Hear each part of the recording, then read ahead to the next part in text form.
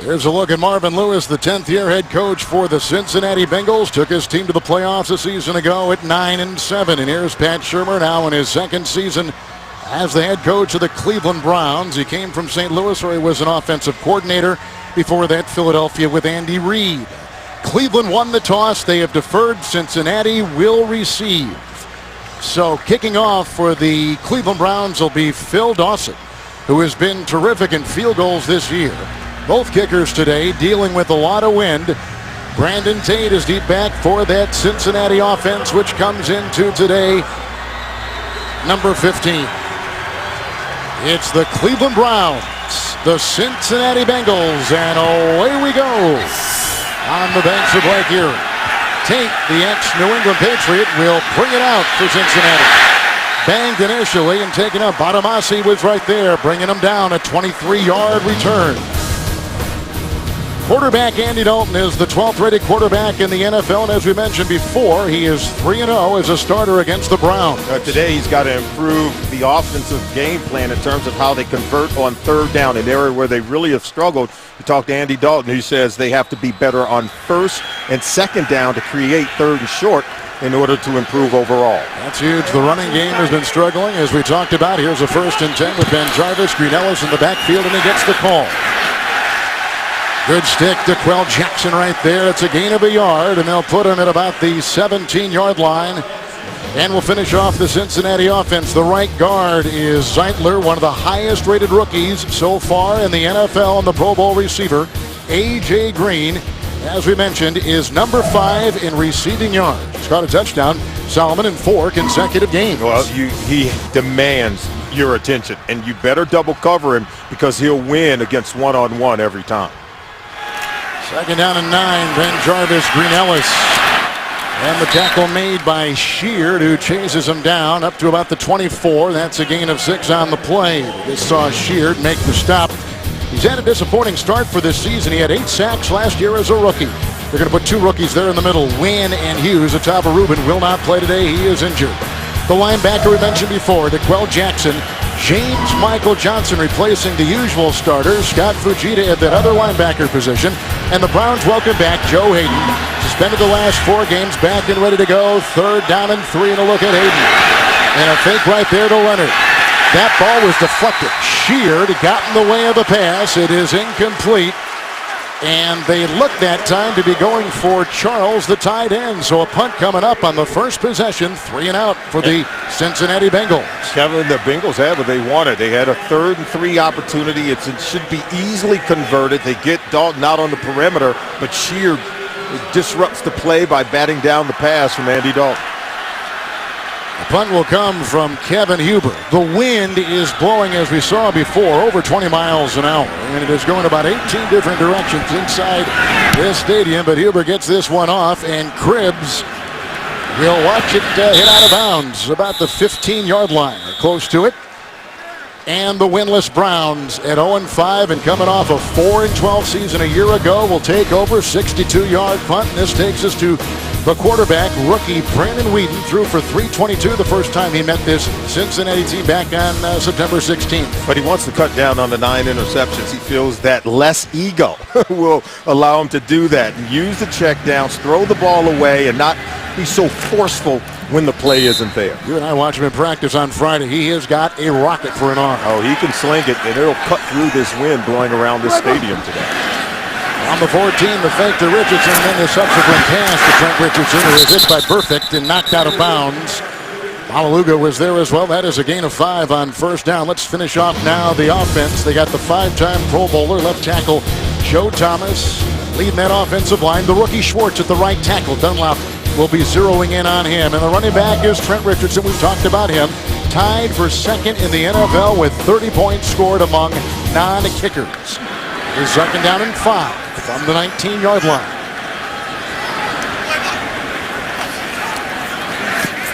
Again, 2nd down. Richardson. Oh, and he got a nice block on the side here by Little, and finally he is belted by Nelson. That is a catch and run at 12 and a 1st down. We look at Geno Atkins on the defensive line. One of the best pass rushers in the NFL, playing a defensive interior line position. Grading high every week. Bengal head coach Marvin Lewis told us last night that undrafted rookie Vontaze Burfict is the Bengals' most talented player. High praise. And Leon Hall leads an experienced secondary. So they get 12 right there from Richardson. They get a first down to the 31. And Trent Richardson right there running into the grasp of Gathers on the line and a loss of a yard. They'll push him back to the 30. So you can see the Cleveland Browns offensively, they want to allow Trent Richardson to control this ball game, to help out his rookie quarterback. And, you know, he has earned the respect of every team that he faces. He really was very good last week against the New York Giants. The defense couldn't tackle him. And this Cincinnati Bengals defense understands, because Richardson had his first 100-yard game week 2 against the same Bengals defense. Weeden with a couple tight ends on second down and 11. Richardson getting a MAC block and then held on to by Reggie Nelson. That is a gain of 4. He'll work his way up to the 34-yard line. How about that? The first 4 offensive plays for the Cleveland Browns. The ball goes to Trent Richardson. 2 pass plays where he caught the ball coming out of the backfield, and then 2 run plays. You're going to see him come off here. He is their leading rusher. He's their leading receiver, Kevin. And there's his running back coach, Gary Brown, who played in the National Football League himself. But Richardson is a playmaker and very difficult to tackle in space. Here's Obanaya will be in the backfield now. The third down back, third down and 7. Extra defensive back in there now for Cincinnati. Obanaya gives a block for Weeden, which offers him time, and a beautiful catch with a great throw. Downfield, that is the guy that he used to hook up with down at Oklahoma State, Josh Cooper. Just signed off the practice squad, 28-yard pickup. Terrence Newman is in coverage, and you talked about Cooper playing with his quarterback, Brandon Weeden, at Oklahoma State. What did Weeden tell us about Cooper as he's just been activated, moved up to the roster? He said that he was easier to throw to than Justin Blackman, who was the Biletnikoff Award winner 2 consecutive years, so he has a great feel with a young receiver. Terrific pickup, you're right. They go to the 38 with the big green. It's first down and 10. Up the middle comes Pecco, and that really disrupts that pass right there of Weeden. Nice pressure up the middle. I think we talked about this before, that the Bengals are tied for the NFL lead, Solomon, with 18 sacks already. Well, as you saw, Pecco coming in on the pressure, that's exactly what the Bengals do a wonderful job of doing. You mentioned tied with the Chicago Bears for 18 sacks so far this season. And they've had a number of sacks over the last few years. They rank near the top of teams being able to put pressure on the quarterback. Hasn't resulted into interceptions on the back end of this defense. Way back, Marisic is in, second down and 10. Richardson with the Marisic block, and then they hold on for dear life. And the rookie out of Penn State, Devin Still, comes in to make the stop, allowing just a gain of a yard to the 37. Bengals do a really good job of cutting this off play side, and then watch how they cut off the backside as well. They don't allow Richardson to cut back. As you see, they're knifing in all 11. Understand, you have to get to Richardson early. He can make you miss in the hole. He knows how to be very elusive, strong lower body, and excellent balance. The Bengals are bringing all 11 to the ball, and you cannot relax on him for one play. Now on third down, let's see if Weeden can make plays like his coach wants him to. We're not a very good third down team, only 27%. Third and 9, 8th play of the drive. Obanaya, there's a block by Cribbs, and a first down catch and run. Johnson was in there. They had Burfict in there. It's a gain of 10 on third and 9. A first down for Cleveland to the 27. Bengals have to understand the Cleveland Browns will throw it to their running backs. Richardson is their leading receiver. Obanaya, another running back, he's their second leading receiver. So we saw Cooper catch one at the wide receiver position, but it's the running backs that they're going to use in the passing game to fuel this offense. As you can see, 3 catches so far by the running backs for 27 yards. It's a nice graphic. They've gone 12 yards on a catch and run to Richardson. Cooper caught one for 28. Obanaya caught one right there for 10. First and 10. Hardesty is in. And that is batted down and intercepted and picked off on the play by Johnson. Tackled by Thomas. A pick right there, again in the quarterback's grill, and our first turnover today. It was Michael Johnson who told us they have to bat more balls at the line of scrimmage today to create interceptions. Here you see that ball batted by Geno Atkins, intercepted by Johnson. Whedon leads the NFL now with 10 interceptions. Michael Johnson getting that deflected pass of Whedon off the outstretched palm of Atkins. A turnover, 8 interception. Now back to the Bengals. 1st and 10. Ben Jarvis, Green Ellis was slowed up on the play by rookie Billy Wynn, number 90, the rookie out of Boise State, limiting him to a gain of 3 to the 40. Kevin, first I want to go back to Brandon Whedon because Pat Shurmur, the head coach, talked to the quarterback coach, Mark Whipple, and asked, is Whedon ready to go out and win a ball game? At the end of the day, that's what it comes down to for the Cleveland Browns, who've been competitive so far this year. They haven't found a way to win a game today. They're going to ask their quarterback, Brandon Whedon, to go out and win it. Runs in the nickel, 2nd down and 7.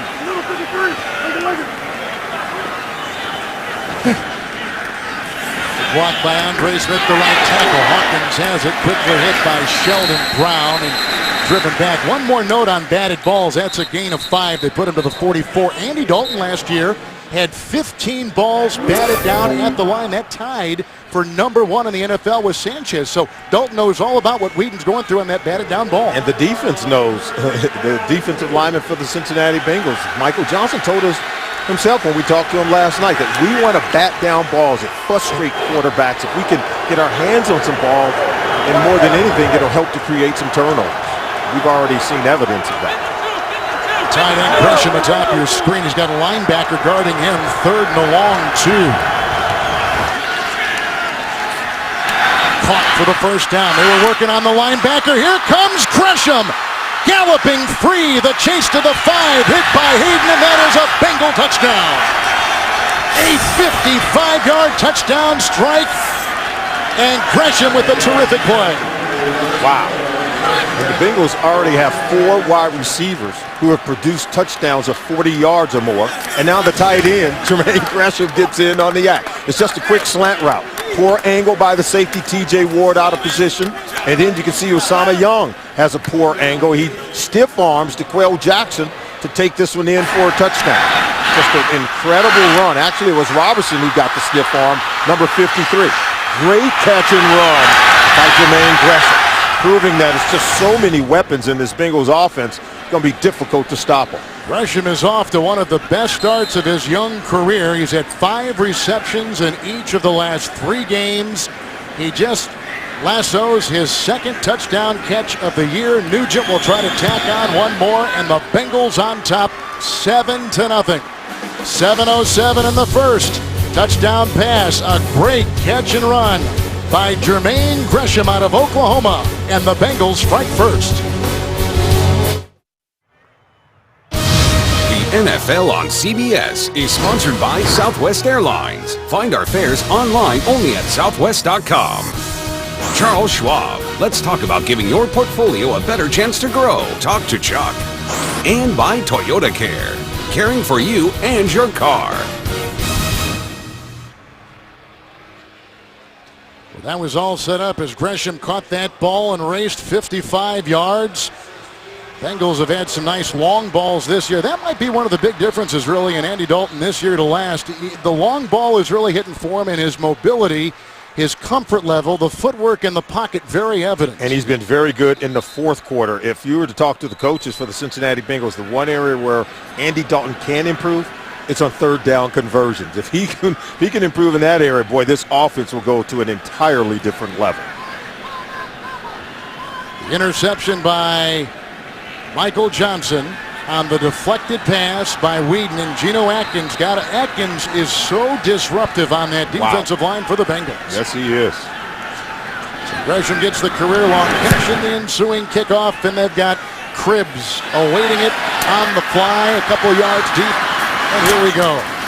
Hit initially and was hit first by Taylor Mays, 19-yard return. The deflected pass by Atkins. And then they go the other way. And the tight end, Jermaine Gresham, to the house. And the Bengals by 7.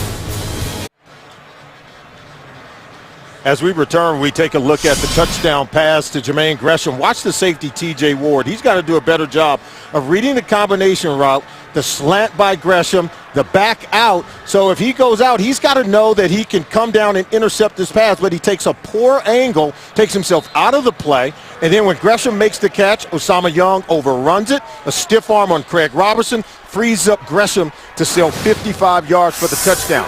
He made some plays, but the defense really broke down in coverage. Stills on the defensive line here for the Bengals on 1st and 10 for Cleveland, and Wallace Gilberry, who was signed a couple weeks ago, is there on the stop with a couple others. It's a gain of 7 on the play to the 23. And we talked about the plays of over 40 yards made by A.J. Green. Andrew Hawkins, Gresham joins Benz and Tate as 5 guys on the offense who have made the big plays of the 40-yard variety for a touchdown. Dalton's got plenty of weapons. And we talked to him yesterday, Kevin. We said that these are young players who have yet to enter their prime. They're still young and growing together.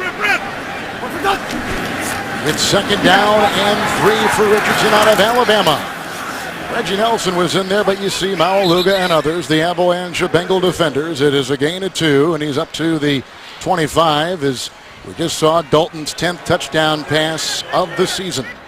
You know, last week, Cleveland Browns played the New York Giants. They jumped out to a 7-10 lead. Then they allowed the New York Giants to score 17 points over a 3-minute stretch at the end of the first half. And what did Pat Shurmur tell us? He said, we have to be able to weather that 3-minute storm. We're going to have some adversity in games. We're such a young football team, but we have to be able to bounce back. I would say this is one of those moments. A Whedon interception, a Gresham touchdown. Now they've got to bounce back. 3rd down and 1. Dunlap is in. Good block again by Little. That gives room for Richardson, who takes the ball to the 32 and picks up 7 and gets a 1st down. They run this Richardson a lot, and that time he was on the move. They also had O'Neal Cousins in there as an extra offensive lineman. And get live score updates for all your favorite teams with the new CBS Sportcaster app available on selected devices. Visit cbssports.com/mobile or text SCORE to 42777 to get your free app. Richardson already has carried it 6 times. All right, I would give it to him even more. Well, here's number 7. You want it, you got it. It's a handoff and not much there. You see it once again where they are ganging up on him, but a gain of 3 nonetheless. Maualuga and others making the stop. He's near the 35. And the reason why you continue to give it to Trent Richardson, he is that rare kind of runner who can carry it 30 times a game. And the more he carries it, the better he gets. And the weaker the defense becomes because they wear down tackling such a tough, rugged, and ready running back. He told us last week against the Giants he could see in the eyes of the defensive backs that they did not want to continue to tackle him the more he carried the football. 2-time national champion down with Nick Saban in Tuscaloosa. 2nd down and 7 with a couple of tight ends. Good block by Thomas out of the reach of Little, and the coverage on the play by Terrence Newman, the 2-time Pro Bowler out of Kansas State. Now it is 3rd and 7. 3rd and long coming up again. Oh, this is what the Bengals want. If you shut down the run, now you force the offense to become one-dimensional. Then you get tight coverage like what you see there on Greg Little, provided by Terrence Newman. Now they force Whedon into a 3rd and 7 situation. The Bengals will try to blitz them. But watch the defensive linemen, Kevin, getting their hands up if they can't get penetration into the backfield to put pressure on Whedon. Adam Jones becomes the extra defensive back. It is 3rd and 7.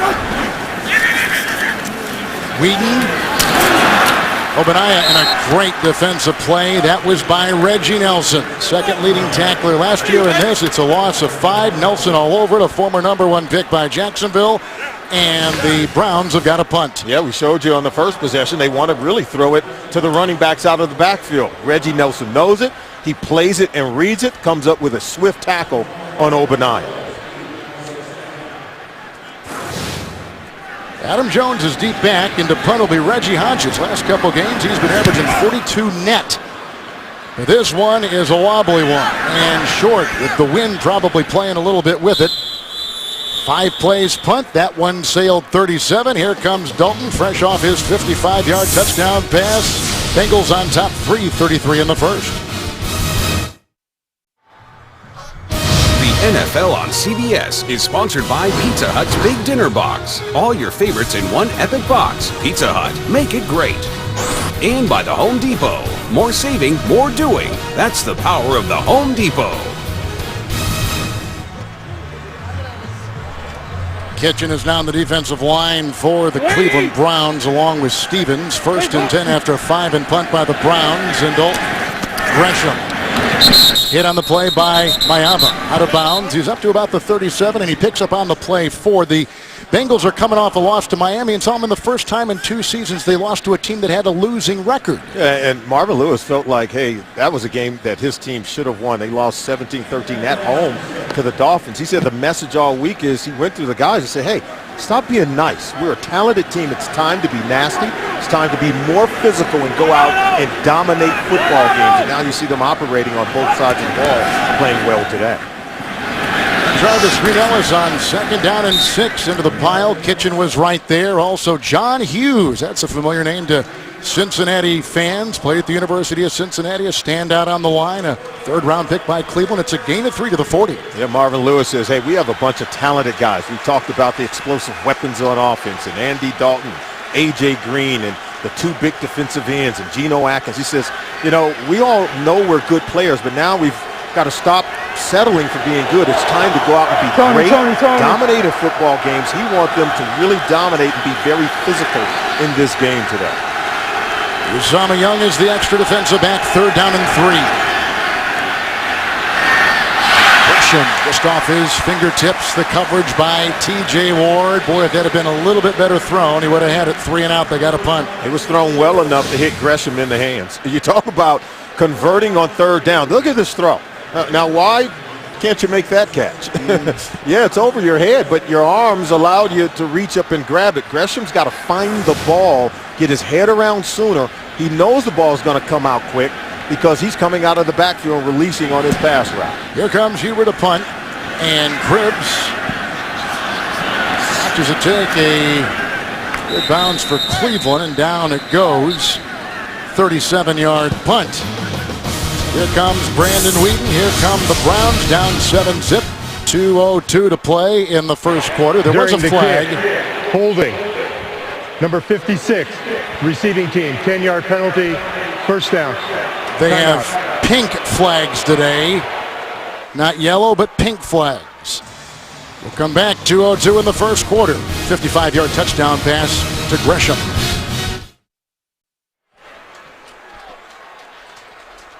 Bengals just punted. Richardson's going to start this particular series on the sideline, and Montario Hardesty, who's been in already, playing in just his 2nd game this season. 1st and 10 from the 13. Hardesty, a former 2nd-round pick who missed his rookie year with an injury. Pecco, among others, there to make the stop. It's a gain of 3. They'll put him at the 16-yard line tomorrow on CBS. 2 broke girls making their dreams come true on an all-new episode of the hit comedy. That's tomorrow. 9 Eastern, 8 Central, only on CBS. 2nd down and 7 to go. I guess that probably is a concern that they use Richardson so much. You got to worry about not using him too much. I know Whedon would like him back there all the time. Oh, he would love to have him back there. 2nd down and 7. Maurice, the fullback, bobbling and losing the ball. The coverage on the play by the linebacker Scuda. Well, if you're Brandon Wheaton, they're going to ask you to go out and win games. Well, you need help from the weapons around you, and he's got to be able to make that catch. And, you know, when Shermer asked, hey, is Whedon ready to go out and win ball games? What he's saying is he ready to manage games? Is he able to convert on 3rd down? As you see, 14 drop passes by receivers so far this year, but Whedon's got to protect the football, avoid throwing the critical interceptions, but he's got to be able to make plays in situations like this. O'Brien is in right now, 3rd down and 7. Into the nickel. Nice catch. 2nd time he has gone to Josh Cooper. Just signed off the practice squad. He picks up 11. Earlier in the game, he connected with him for 28 yards to their 27. Well, Whedon thoroughly trusts Cooper, and when you see why. They played together at Oklahoma State. They're both rookies, and you can see Cooper is that rare dynamic player that gives a quarterback great comfort level when throwing the football. Hardesty is in on 1st and 10. Nice tackle made by Geno Atkins. It is a gain of a yard to the 28 as we gain James Brown in New York. First time this season they've scored on their opening drive. 8 plays, 80 yards. Felix Jones, he cuts it back outside, 22 yards, gets Dallas in the end zone, 7-3, Dallas. Cowboys have never beaten the Ravens. That's in 3 tries. Back to Kevin Harlan and Solomon Wilcox. Felix Jones now playing the back of the normal, running back DeMarco Murray. Here's a 2nd and 9, and here comes Hardesty as he wheels up into the grasp of Maualuga. He's up to the 33, and it is a gain of 6 on the play, and that'll probably take us to the end of the first quarter. Yeah, and what you're seeing now, they're rotating the running backs. You're getting some Hardesty, obviously Trent Richardson, Obaniah. They've got really good running backs, and obviously, look, Gary Brown, he's focusing on the intensity of his runners. Richardson's going to get plenty of work, but you don't want to wear him down. You got a long season. He gives this offense a great physicality and playmaking ability. Dalton hit Gresham on a 55-yard catch and run touchdown. That's the end of the first. You're watching the NFL on CBS, home of Super Bowl 47. Starting the second quarter, the Browns, the only winless team left in the NFL. A 3rd and 3. Richardson is back in the contest as a running back next to 29-year-old Brandon Weeden, who's older than 12 other NFL starting quarterbacks. We'll get everybody moving. We have the rookie right tackle trying to shove away from an oncoming rusher. That was Dante Moak. Weeden's an impressive guy to talk to. He is very impressive. You ask, is he ready to go out and win games? It's been perfect today on 3rd down. 4-4, creating 3 new first downs, but he's been good on the money down. False start. Number 73 offense. 5-yard penalty remains, 3rd down. That's Joe Thomas, your 5-time Pro Bowl left tackle. And what did Michael Johnson tell us about him? Said he's the best that he's played against all year, and he votes for him every year to go to the Pro Bowl. And Ohio is a swing state, so if you're getting votes in Ohio, you're doing pretty good. Joe Thomas. And they like their other tackle, too, the rookie Mitchell Schwartz out of Cal. He was a 2nd-round pick. He's allowed a couple of sacks, but they think his future is bright. And there's a lot of consistency on this offensive line. You got a Pro Bowl center a couple years ago in Mack, 3rd and 8. In the nickel with Jones is Cincinnati. Weeden going deep. He's got Gordon. What a catch! All the way for a touchdown.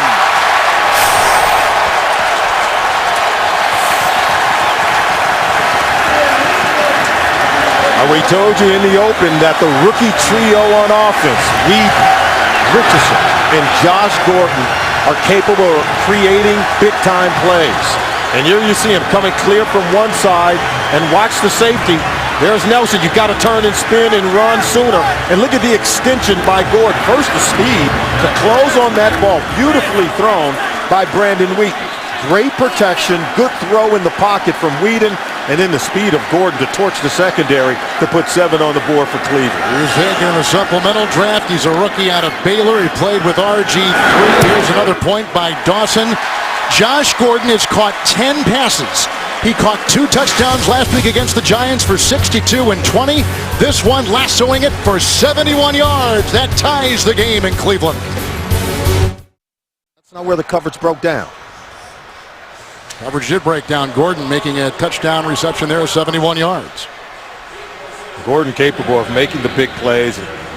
Can Weeden win a game? Boy, with that kind of throw, I would say yes.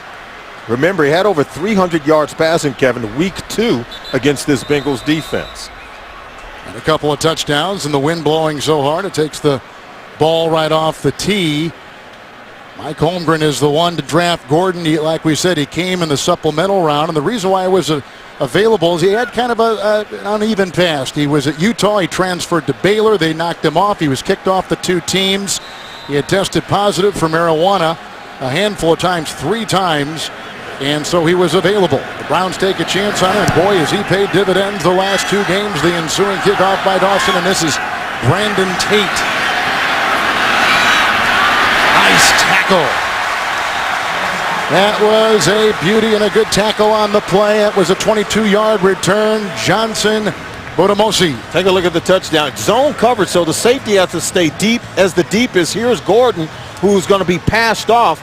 And if you are Nelson, the safety, you've got to stay deep as the deep is. Now freeze it here. Look at the protection right there in front of the quarterback Wheaton. He's protected. He has a clear vision down the field, throws it over the top of the defense, past Nelson to Gordon, and it was Nelson who has to stay very deep to make a play on the ball. If you're free safety, you cannot allow the ball to get behind you.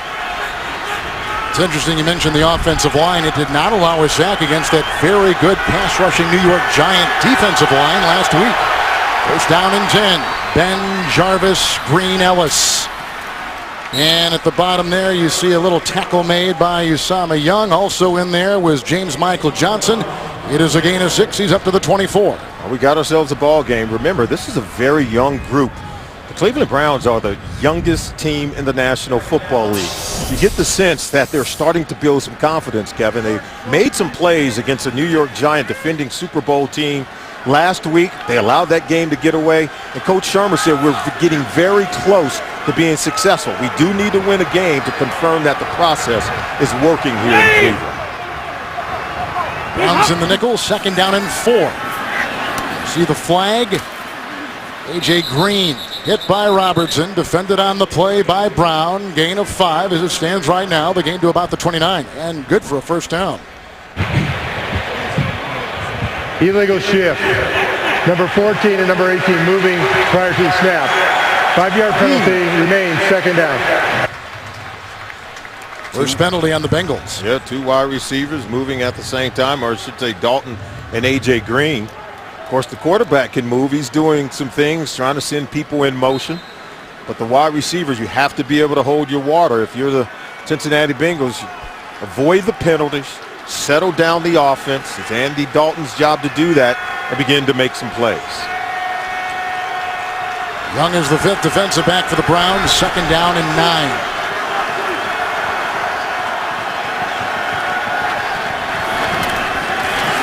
Here comes Sheard.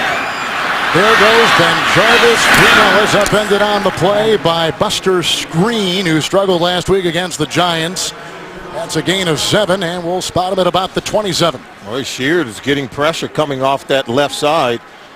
And then Dalton has to get rid of it, dump it off to Ben Jarvis, who does a really good job getting vertical, trying to find that first down marker. And look at him protect the football, Kevin, after he's fumbled in their last 3 ball games. Sheard doing a much better job of putting pressure on the quarterback there. Ben Jarvis, Green Ellis taking the place of Cedric Benson, who went to Green Bay after 3 successive 1,000-yard seasons, a 3rd and 2. And there's a gain of a couple on the play as they try to work their ball up to the 30, and they've got a first down.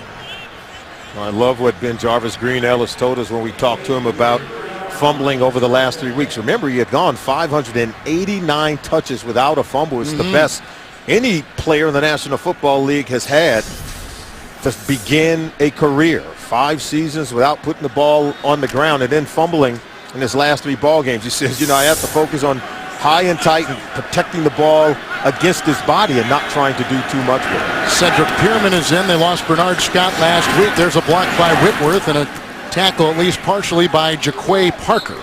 On that line, DeQuell Jackson is on there as well. Gain of 6. They're up to about the 35-yard line. Coming up on the Verizon Halftime Report. Join JB, Dan, Shannon Boomer, and Coach Bill Cowell for the latest NFL scores and highlights, all coming up on the Verizon Halftime Report from our CBS studios in New York. And now it will be second down and 3. Losing Scott Hurt, but as Marvin told us last night, we really didn't have Scott for a lot of this season because he was already injured. You can't rely on someone who really hasn't been there. Blocked by Pierman and Whitworth, and the flag is thrown. The racing Dalton to about the 38 and chased out of bounds. Holding. Number 77 offense. 10-yard penalty remains, second down. Whitworth. Good eye, Kevin. And Andrew Whitworth, he's a good player, but he's trying to protect his quarterback, and you're going to see, he's going to grab right there. Look at that. That's called holding. It's like a bear hug more than anything. And Parker, who was held, was a guy that was so good on the previous play. Look at Whitworth, who, if he's not a Pro Bowl caliber guy right now, he's right on the doorstep of being a Pro Bowl. I believe so. He has a problem of playing in the same division and at the same position as Joe Thomas.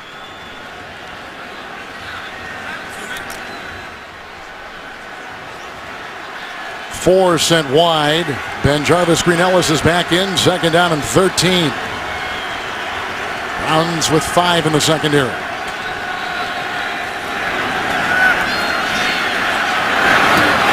And that is brought in. A.J. Green, they had screen right there, and Joe Hayden was right there. The gain is to the 32.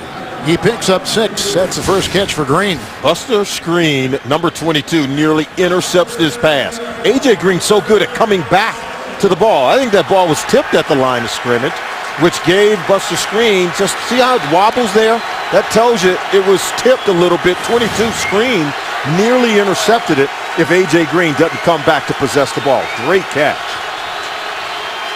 Still the nickel. Leonard is in. 3rd down and 7.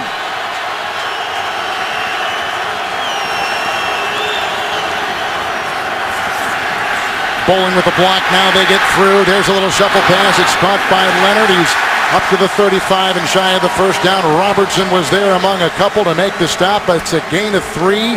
And the Bengals, a very poor 3rd down team.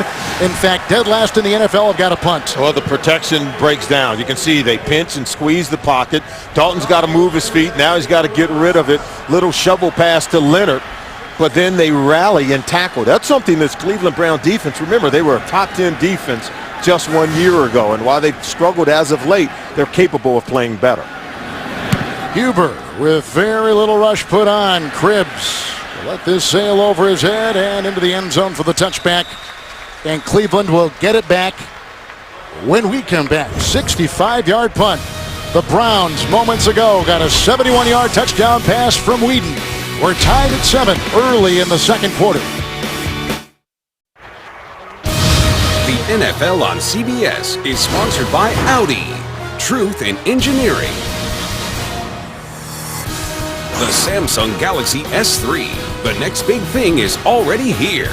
And by Bridgestone. Our passion for performance knows no bounds. Bridgestone, official tire of the NFL. As we return to Cleveland, take a look at some of the most memorable running backs. How about Jim Brown, 9th in NFL history with over 12,000 yards. He's still the gold standard. Leroy Kelly, 2nd in franchise history of more than 7,000 yards. And Greg Pruitt, 3 consecutive seasons over 1,000 yards. Ernest Biner and Kevin Mack each rushed for 1,000 yards during the 1985 season. There's a long tradition of great running backs here in Cleveland. Trent Richardson, well, I think he's next man up, Kevin. Boy, they drafted a doozy with the 3rd overall pick in the 2012 draft. Well, you know, there's a lot of history to this franchise. They used to be in the All-America Football Conference. Paul Brown is the one to lead them to those championships in the 50s. We've always said when this team wins, it is a sleeping giant. The fan base with the Browns is substantial. 1st down and 10 after the punt, and this is Richardson. Schwartz block and trying to climb over Mack, and there's not much gain. They've got Michael Johnson and Perfect right there. They'll stay at the 20 with a 2nd and 10. And right now, the Bengals are doing a really good job of bottling up Trent Richardson. 8 carries, 23 yards so far in the game. We're going to get a penalty on that last play.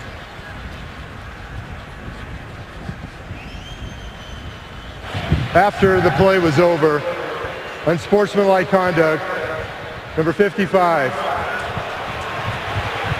After this to the goal and the downtown, 2nd down. It's Mack, their center. It was Marvin Lewis who wanted his team to play a little more nasty, but there's Mack. And here you see a little bit of Vontaze Burfict putting on an acting move. He's a much stronger player than that. I don't think a shove would knock him off his feet that easily. But well, like we said in the beginning of the game, Marvin Lewis said he's the most talented player on our Cincinnati roster. And he's a physical player. 2nd down and 20 with the penalty. Whedon is a block by Laval, and outside they go with Little catching the ball. The tackle made by Terrence Newman. It is a gain of 4. He's up to the 14-yard line. See the numbers by Whedon already, 136 yards passing in this game. The critical interception that the Bengals were able to convert into a touchdown. We talked about the good job I think the Bengals defense is doing against Trent Richardson, who's running and catching the ball coming out of the backfield. I think you've got to continue to pay attention to Richardson because he will wear you down. At some point in a game, he will rip off a big one. Niles, the 5th defensive back, 3rd and 16. They need the 30. And Obadiah. And there's a nice tackle. Holding on for dear life was Geno Atkins. Good with his hands. You saw it right there, limiting him to a gain of 6. They got a punt. Well, we talked about the Cleveland Brown trio of rookies on offense. You see Trent Richardson catching the pass from Brandon Whedon. The rookie quarterback, Richardson, can run it. Josh Gordon can catch it, selling 71 yards for a touchdown. Right now, all 3 rookies on the Cleveland Browns offense making their presence felt in this ball game. Reggie Hodges, who's played with St. Louis, the Jets, Philadelphia, Tennessee, will boot this one to Tate, who is inside the 35. From the 22, Ventrone is the one to stop him. We've seen guys going back for punts and kickoffs. The wind is playing with the flight of that ball. They seem to be really getting screwed up by what that wind. Questionable judgment. Yeah. 6-yard return.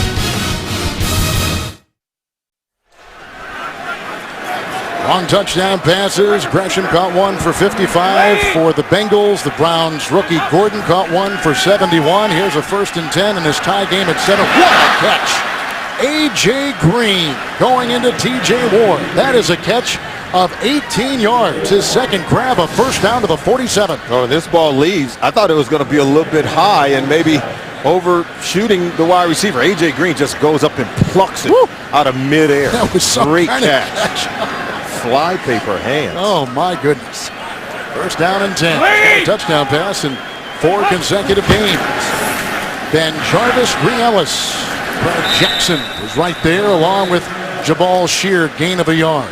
Join the NFL and the American Cancer Society in the fight against breast cancer by supporting a Crucial Catch campaign. Visit NFL.com/auction to bid on authentic NFL pink gear worn by players and by coaches. And this means a lot to some of the players out here, like Reggie Nelson. His mom had a 3-year battle with breast cancer, passing away in 06, and he says every time he puts on something pink in this month of October, it reminds him of her, what she meant in his life.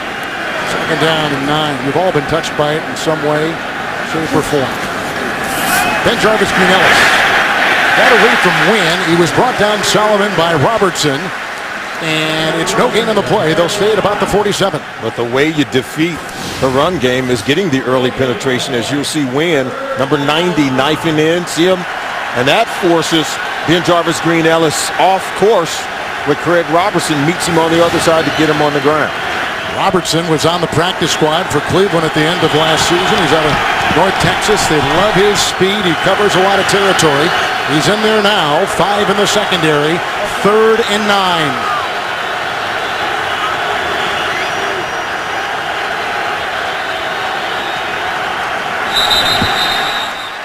Flag. Pete Morelli's crew's been busy. False start. Number 65 offense. 5-yard penalty, remains 3rd down. You know, if you're Andy Dalton, as they get bowling moving, I thought Dalton could have got the ball snapped a little sooner. He had already saw the defense. The defense didn't move one bit. There was no disguise. He could have had the ball snapped a little bit. It's a lot to ask of your offensive lineman, particularly when you're playing on the road with the crowd noise, to hold their stance for that long. Once the defense declares, you got to go ahead and have them snap the ball so that you can avoid that penalty. 3rd down and 14 for Dalton. Good block by Smith. Dalton on the move. They need the 43. And the coverage there applied by Hayden. Going on the side. Nothing there for Binns. And the worst 3rd down offense in the NFL has to leave the field again. Hayden is back after that 4-game suspension you talked about, Kevin. He has given this defense, particularly the secondary, a shot in the arm. Look at that play on the ball. Knifing in front of Binns, nearly coming up with an interception. We've seen that happen a couple of times today. Both he and Buster Screen nearly coming away with one. Well, you have a cornerback like that, he shuts off a good portion of the field. Oh, absolutely. You can take one away. You can zone off the rest. Kevin Huber out of the University of Cincinnati sends this skyward way over the head of Josh Cribbs. We're trying to get a read on the wind, but they say it is a crosswind at times. It's going left to right, then right to left. 57-yard punt. 5-12 in the second quarter from Cleveland.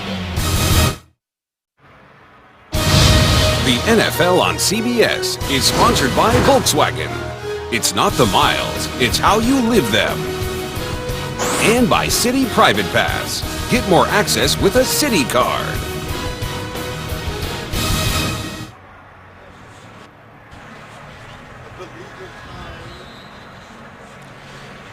Well, the wind is really kicking up here. We got a nice little interesting story we watched during that break. Let's just say the wind is wreaking havoc. It is. There go the flags. But there was a stapled sheet of papers. On defense. Prior to the snap. 5-yard penalty remains. First down. There was a stapled sheet of papers that blew from the far side of the field during that break to the near side. See the paper? Look at that. It's blowing from the Cleveland Browns bench. It blows over to the Cincinnati Bengals bench. But what's the Bengals interesting, head coach, Marvin Lewis, picks it up. You have to wonder, does it have Cleveland Brown plays on it? First down and 5 with the penalty. Richardson wrapped up and taken down. Nice penetration on the play and another nice tackle for Stills, the rookie out of Penn State, and a loss of 2. You go back to week 2, Kevin. Cleveland Browns played a well of a game. This may have been the decisive play, an 81-yard punt return by Adam Jones, because Andy Dalton, he had big plays. The wide receiver all provided big plays, and the Cleveland Browns also had over 300 yards passing in the game, 100 yards rushing for Trent Richardson. The Browns outgained the Bengals in that game and outrushed them and ended up losing. 2nd and 6 and a sack coming through. Wallace Gilberry, who was signed earlier this season after being let go by Tampa Bay, played 4 years in Kansas City. It's a loss of 9, back to the 15. There you see the play, just getting pressure in the face of Brandon Whedon. And you have to wonder, that sheet of paper that blew over from the Cleveland Browns bench to the Cincinnati Bengals, what happened to it? Well, there was a guy that Marvin Lewis handed it to, and he walked to the trash can, then put it in his back pocket. Then he handed it to somebody else on that sideline. That's going to be an interesting paper trail. That's espionage of a different kind. I mean, it's not like they went over and heisted the play sheet from the Browns. Here's Watson on 3rd and 15. He was belted, and a nice read on the play. Newman was over there. Leon Hall was over there. It was a gain of 3. Now watch, here's what happened when that paper blew. He grabs it and looks at it. Uh-oh. Are you kidding me? Look at Hugh Jackson. Look at Nate Clements saying, we've got something here.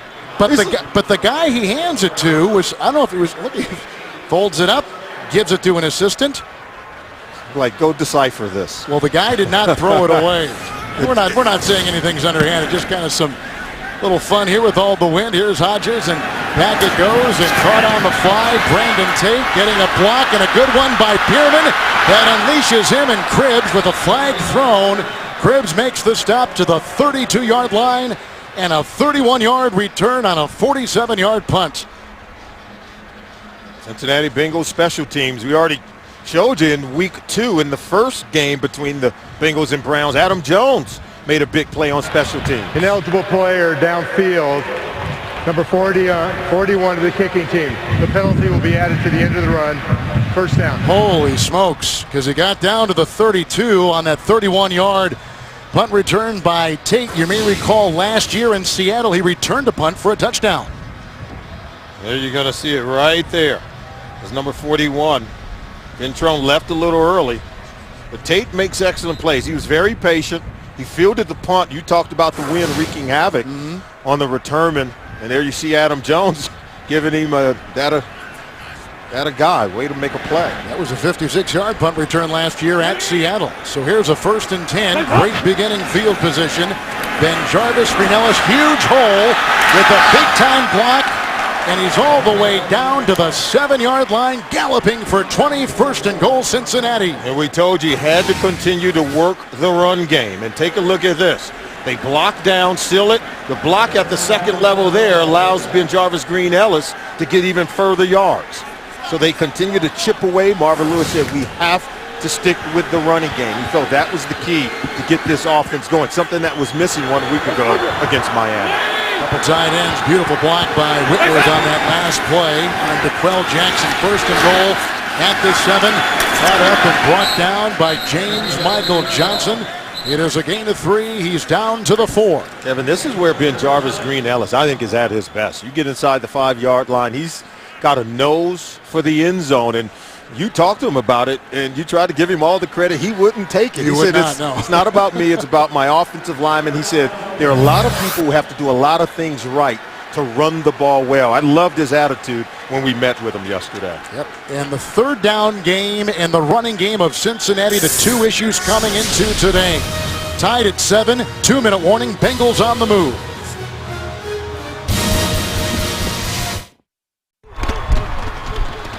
The dog pound trying to rally their defense. It's second down and goal at the 4. Bengals have it. Look at that red zone success against the Cleveland Browns. 44 of their last 47 red zone possessions. Whitworth with the block. To the end zone. Green. That is a touchdown. Flag has been thrown. 4-yard pass to Green.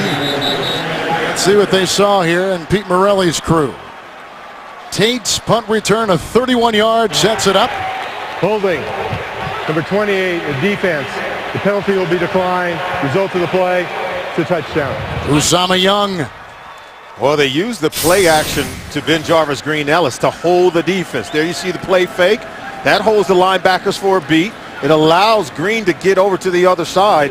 It was Usama Young holding on to Green, trying to prevent him from getting over to that corner of the end zone. Got behind Jackson. Great catch yet again. 5 straight games with a receiving touchdown. He is prolific. And the second touchdown thrown by Dalton today. The extra point by Nugent is in. Ben Jarvis Green Ellis had a 20-yard run after the 31-yard punt return by Tate, and then a 4-yard throw in the back to Green. Back in Cleveland, coming up on the Verizon Halftime Report. JB, Dan, Shannon Boomer, and Coach Bill Cowher for the latest NFL scores, news, and highlights, all coming up on the Verizon Halftime Report from our CBS studios in New York. Andy Dalton, a couple of touchdown passes. He's in back of Gronkowski. Get out of the way there so you can see him. Bruce, there. Well, there's Andy. Remember, Dalton and A.J. Green had their first game of their NFL careers in the season opener just 1 year ago here in Cleveland and end up winning. A lot of smiles over there right now. Pro Football Focus came out with a great little stat on Dalton, and that he takes an average of 2.3 seconds between his snap and his pass release to get the ball away. That is the lowest time in the NFL. Well, what it is, the ability to process plays and understanding the timing. That's something that the Browns are working with Brandon Weeden. 1, 2, 3, ball out. Something that Andy Dalton has perfected. Cribbs. And he'll leave it in the end zone, the former college quarterback. Out to the 20 with a touchback and a 1st and 10. Wednesday in primetime, JB, Phil Simms, and Chris Collinsworth showcase America's favorite game with their own unique style. It's Inside the NFL. Wednesdays on Showtime, 9 Eastern, 8 Central. So now, with 3 timeouts remaining each way, we see Weeden in that 2-minute offense from his 21st and 10. One of the things they talk with Brandon Weeden about is that in the National Football League, there's an average about 60 offensive plays a game.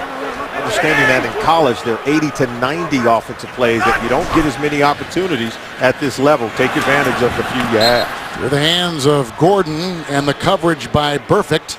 2nd down and 10. How about Gordon taking advantage? That's what Coach Shermer is teaching his young quarterback, that when you get so few offensive plays, maybe 11 possessions per game, that as a quarterback, A, you can't turn it over. B, you've got to get the ball out, allow the playmakers around you to make plays. When he asked his quarterback to go out and win games, he's asking him to do a better job of managing the few plays that he has on offense. There's a 2nd down and 10. Here goes Richardson finding a little daylight on the outside. Then Carlos Dunlap will bring him down. And the gain is for just a yard. Someone has taken a timeout, as they've called it.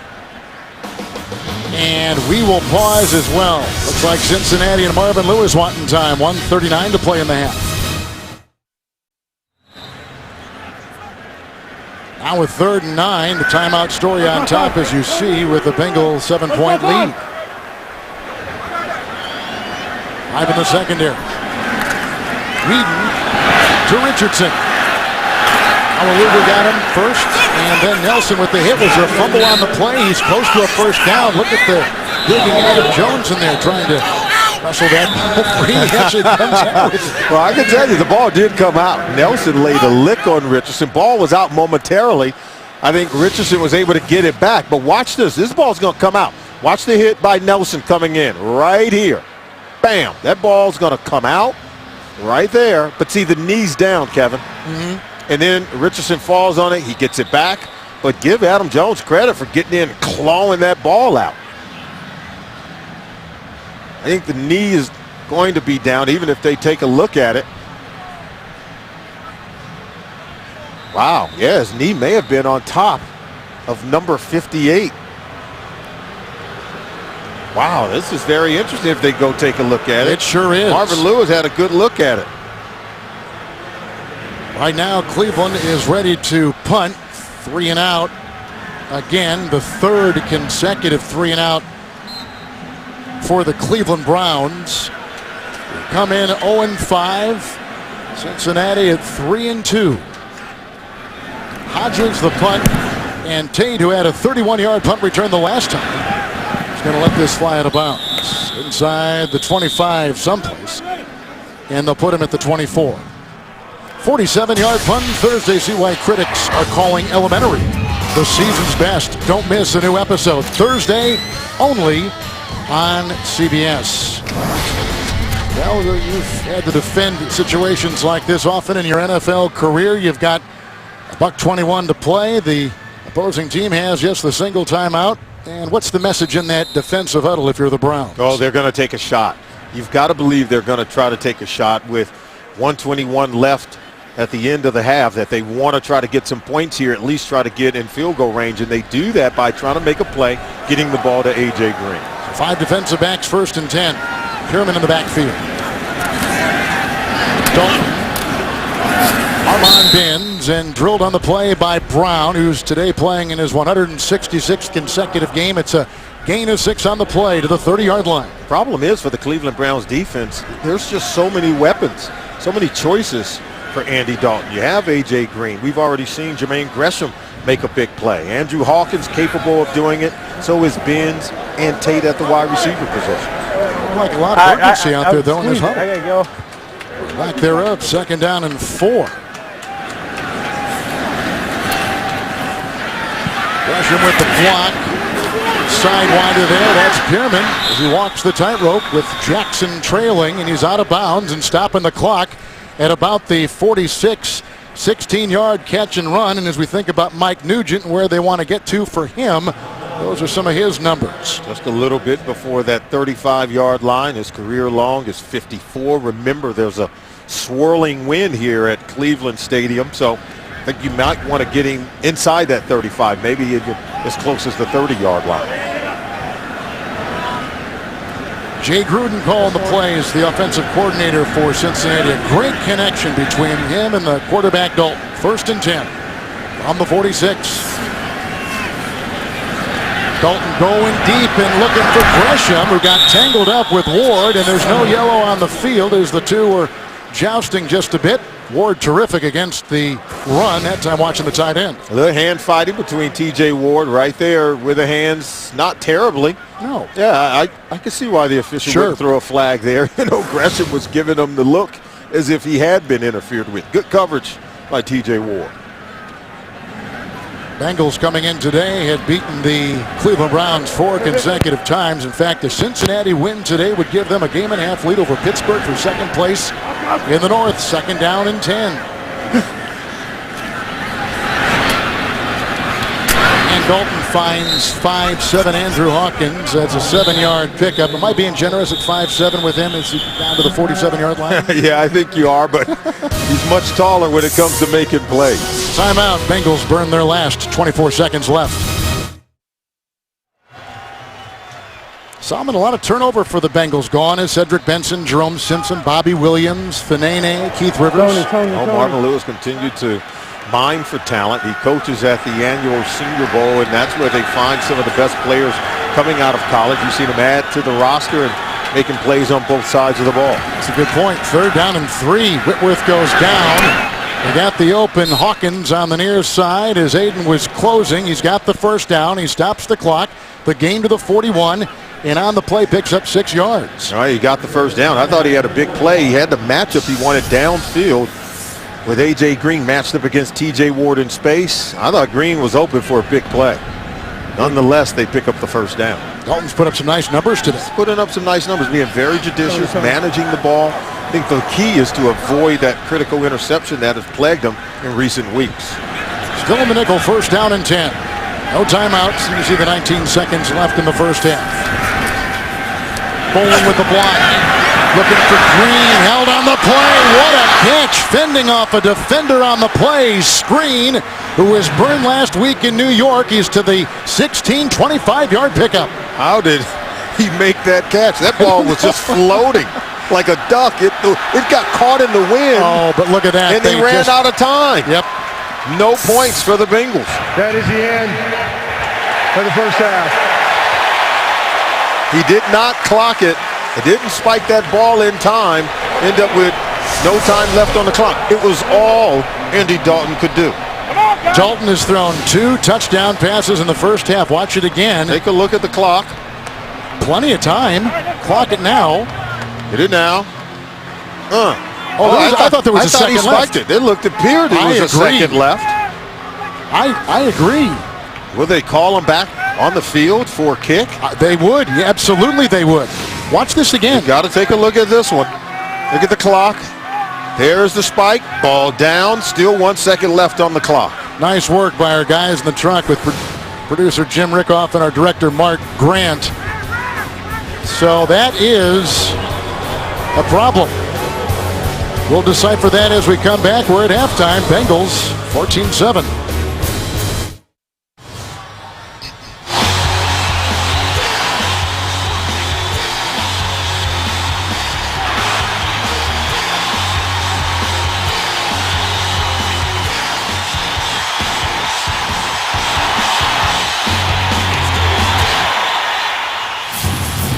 In the Battle of Ohio, Cincinnati's on top of the Cleveland Browns 14-7 as we go to the 3rd quarter. Now the Droid Razor M play presented by Motorola. Here was Dalton and finding his tight end, Jermaine Gresham. Well, Gresham does a really good job on the 55-yard catch and run, selling right through that Cleveland Browns secondary. I think Andy Dalton's had a masterful first half, going 13 of 18, 2 touchdown passes. He was flawless, didn't throw the interception. They've been able to keep him clean as well. I think the difference in the first half is the first half interception. Michael Johnson gets the tip pass from Brandon Whedon. They were able to turn it into points. We ended the first half on kind of an interesting play as the clock was running down. Cincinnati was on the move. Yeah, you can see the clock is ticking. Bengals out of timeouts. He'll spike it with 1 second left on the clock, and then it expires. So the Bengals didn't have any timeouts left. Marvin Lewis runs in. That play is not reviewable, but they did have an opportunity to get 3 points before the end of the half. Well, Cleveland will be receiving to start the second half. They have won 4 consecutive games. The Bengals have over the Browns. 7 of the last 8. Can they hold on here? In fact, 3 of the 4 years that Cincinnati comes into Cleveland facing a winless Browns team, and through 30 minutes of football, Solomon, here are some of the numbers. You already talked about that turnover earlier. Yeah, 7 points off turnovers proves to be the difference in the ball game. Remember, only 7 points separated both teams during their Week 2 contest. We told you about the 81-yard punt return by Adam Jones. Proved to be the difference. Right now, that interception by Michael Johnson, the tip ball at the line of scrimmage by Geno Atkins turns out to be the difference. From the 20-yard line, 1st and 10 for rookie quarterback Brandon Whedon, a former minor league baseball pitcher, dropped by Cribbs. Coverage across the way by Newman. 2nd down and 10. Anytime you come in at the second half, you got to be able to make some plays. The ability to score on that first possession in the second half has been elusive for the Cleveland Browns. They've gone 29 consecutive games where they've not scored a touchdown on the first possession of the second half. That's the longest streak in the National Football League. 5 in the secondary. They put Jones in the game, have the Bengals. On 2nd down and 10, he throws it in the dirt. Coverage is coming up the middle. It looked like in Whedon's view that there's a flag now thrown late. 3rd down. They said now it's going to be 3rd down. They picked up the flag. Whedon did the right thing there. He said it, talked about avoiding the ego of trying to force the ball in. He knows he has a strong arm. He's a former baseball player, was drafted by the New York Yankees. But he understands that he's got to live to fight another day. I think that was one of those plays. The Bengals had sniffed out that screen. He had no choice but to dump the ball to the ground, take the incompletion. Obadiah was in that field, 3rd down and 10, incomplete. Hall was there. They were looking for Josh Cooper, rookie free agent out of Oklahoma State, up for his first NFL game today. They got a punt. And watch Hall, 29 on the slot, clears through the traffic, did an excellent job negotiating his way. And look at the right hand, enough to get the ball out of the hand of Cooper to force the punt. I think it was Leon Hall who said that, yeah, Whedon carved us up week 2. But now we have more tape on him. Very familiar with what he wants to do 2nd time around. This is the 4th consecutive 3-and-out by the Cleveland Browns. Tate was there. He's already had a nice punt return today. He's going to get great beginning field position with the poor punt, which is out of bounds at the 45, a 35-yarder launched by Hodges. Well, Cincinnati Bengals, this offense gets an opportunity to put some points on the board. Remember, the first possession of the game, they had to punt it, but after getting the turnover, they get the short field, go 63 yards for a touchdown, then 3 consecutive punts, and then they score another touchdown, the touchdown to A.J. Green. Whenever they've had good field position, they've been able to turn it into points. Cleveland today starting 2 rookies at the defensive tackles. Ataba Rubin is out, and Jarvis Green Ellis is hit by Sheard. It's a gain of 2 to the 47-yard line. And right now, if you're the Cleveland Browns, you've got to have a sense of urgency on defense. Try to create a turnover, try to get the ball back for your offense. If you are the Cincinnati Bengals, you've got to listen to what their coach Marvin Lewis has been saying. Stop being nice. It's now time to be nasty. Go out and be physical, and when you get a team down, you got to learn how to finish them off. 2nd down and 8.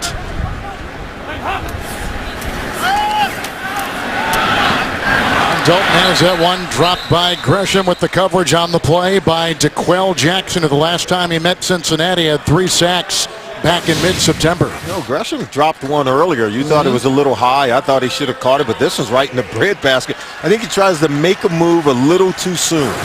He's been good enough and very sure-handed, but now he's got to settle himself down and make sure he possesses the football.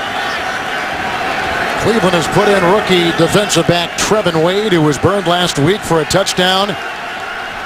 6 defensive backs for the Browns. 3rd down and 8 coming up from the 47 for quarterback Andy Dalton.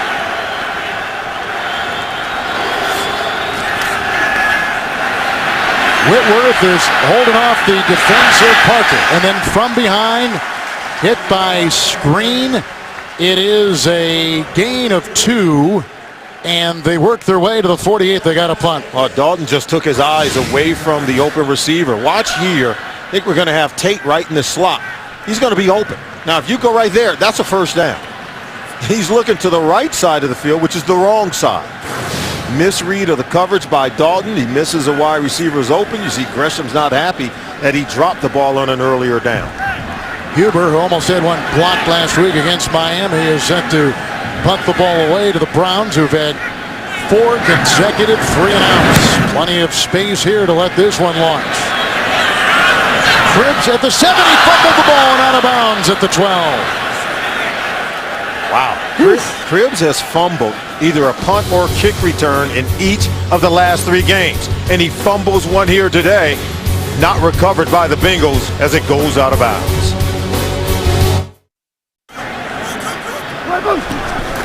On 1st and 10 after the punt, Richardson tries to dig his way in. Clements and Maualuga there, a gain of 2, and he's up to the 13-yard line.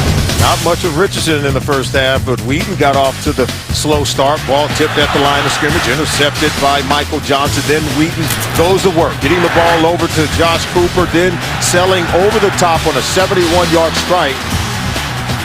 to Josh Gordon for the touchdown pass. So we've seen a little bit of bad from Whedon, and we've seen some good, but he has to continue to make plays big time here in the second half. New left guard is Greco taking the place of Pinkston. 2nd down and 8. Here comes Richardson. Wrapped up by Vontez. Perfect. Loss of a yard. Here come the Boos.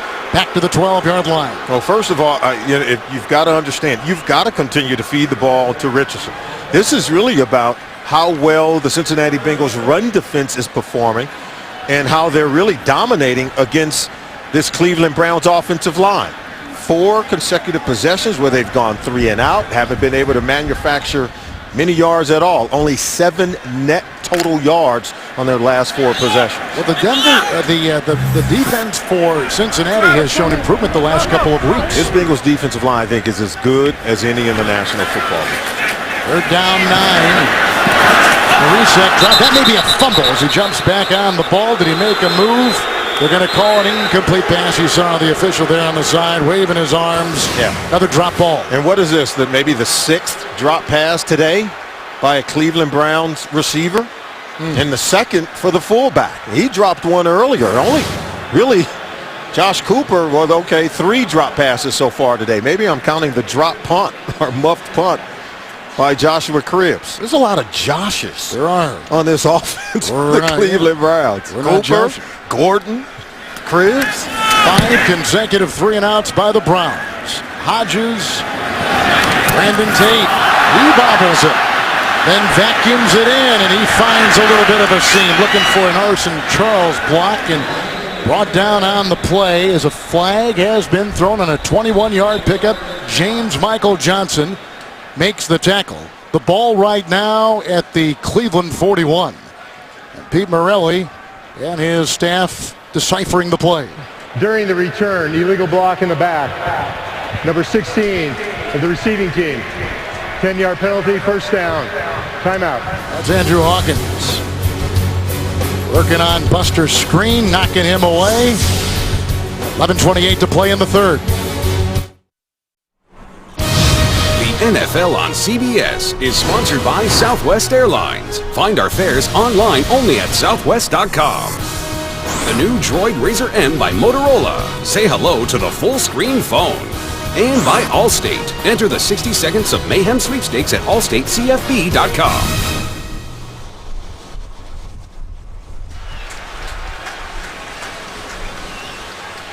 So here is a 1st down and 10 coming up for Cincinnati. They get the ball after a 3 and out by Cleveland. Here comes Sheard, and there goes the pass. They get it off, and this is Orson Charles, a young tight end with his 3rd reception of the season.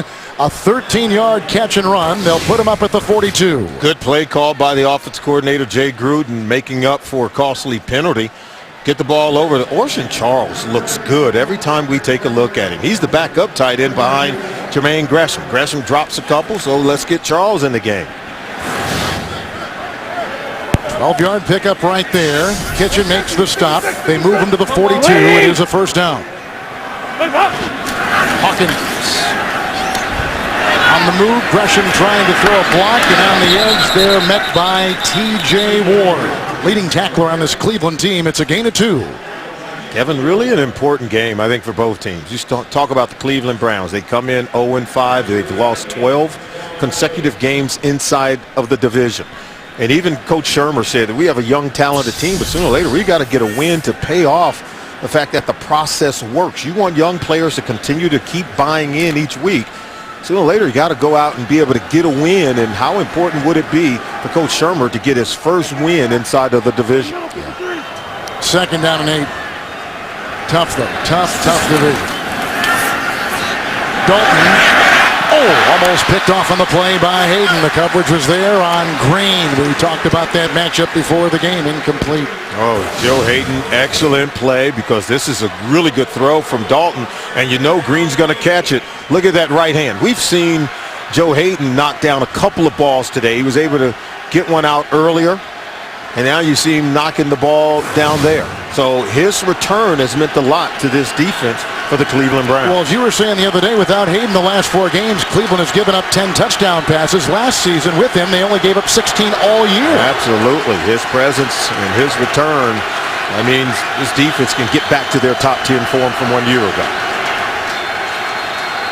4 in the secondary. They had a linebacker, Robertson, covering on the wing, and that is a third down. penalty against the Bengals, making a 3rd and 8, now 3rd and 13. Also a big game for the Cincinnati Bengals. They let one get away that they felt they should have won last week against the Miami Dolphins. Now inside of the division, the Pittsburgh Steelers have already lost in the Thursday night game to the Tennessee Titans. Marvin Lewis said, we've got to start winning games that we're expected to win. And he thought this was one of them. Pierman is back there. Usually it's Leonard. He's got a rib injury. Out right now. Don't know if he'll return. 3rd and 13. Good time for Dalton.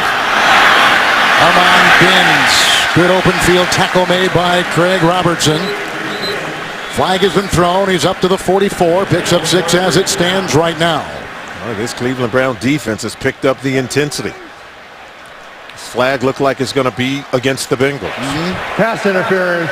Number 85 of the offense. Penalty will be declined. 4th down. You're going to get Binns. He must have pushed or shoved off before darting across the field to make the catch.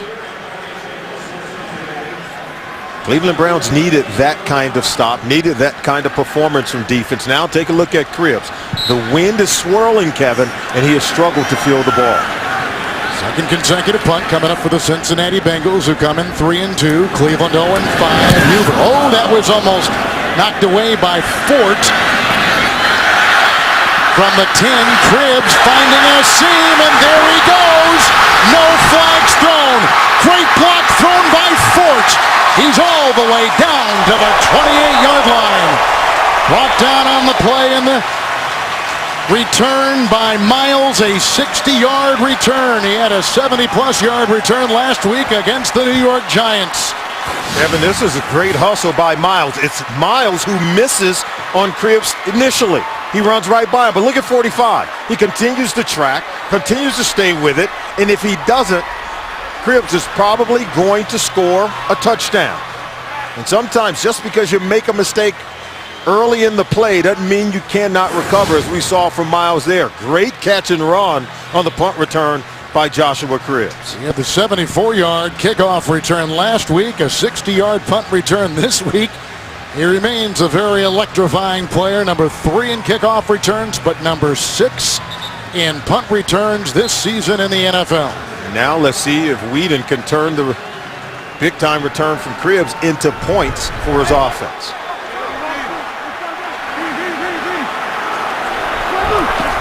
Richardson back there, 1st and 10.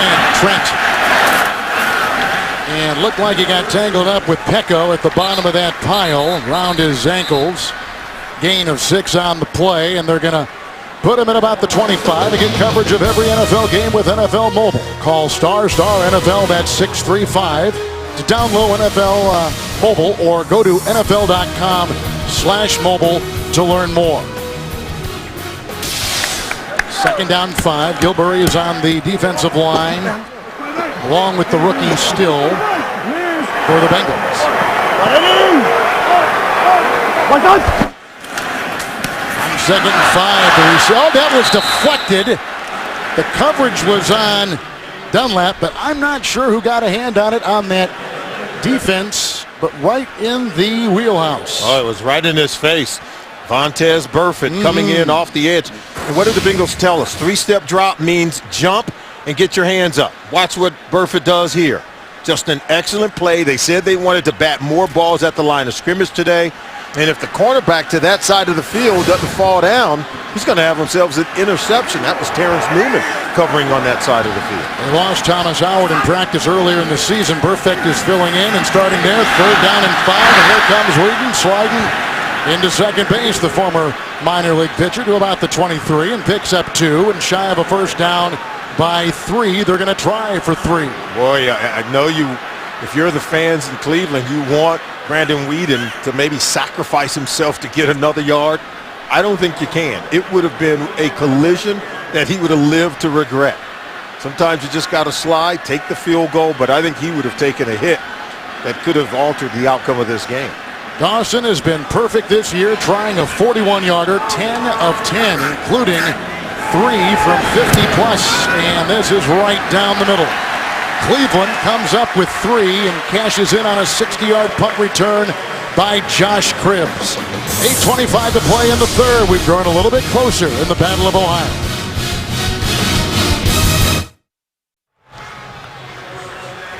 Browns off to their worst start since the expansion season of 1999. Just got three. They were hoping for more. Dawson from 41. Now he'll kick off.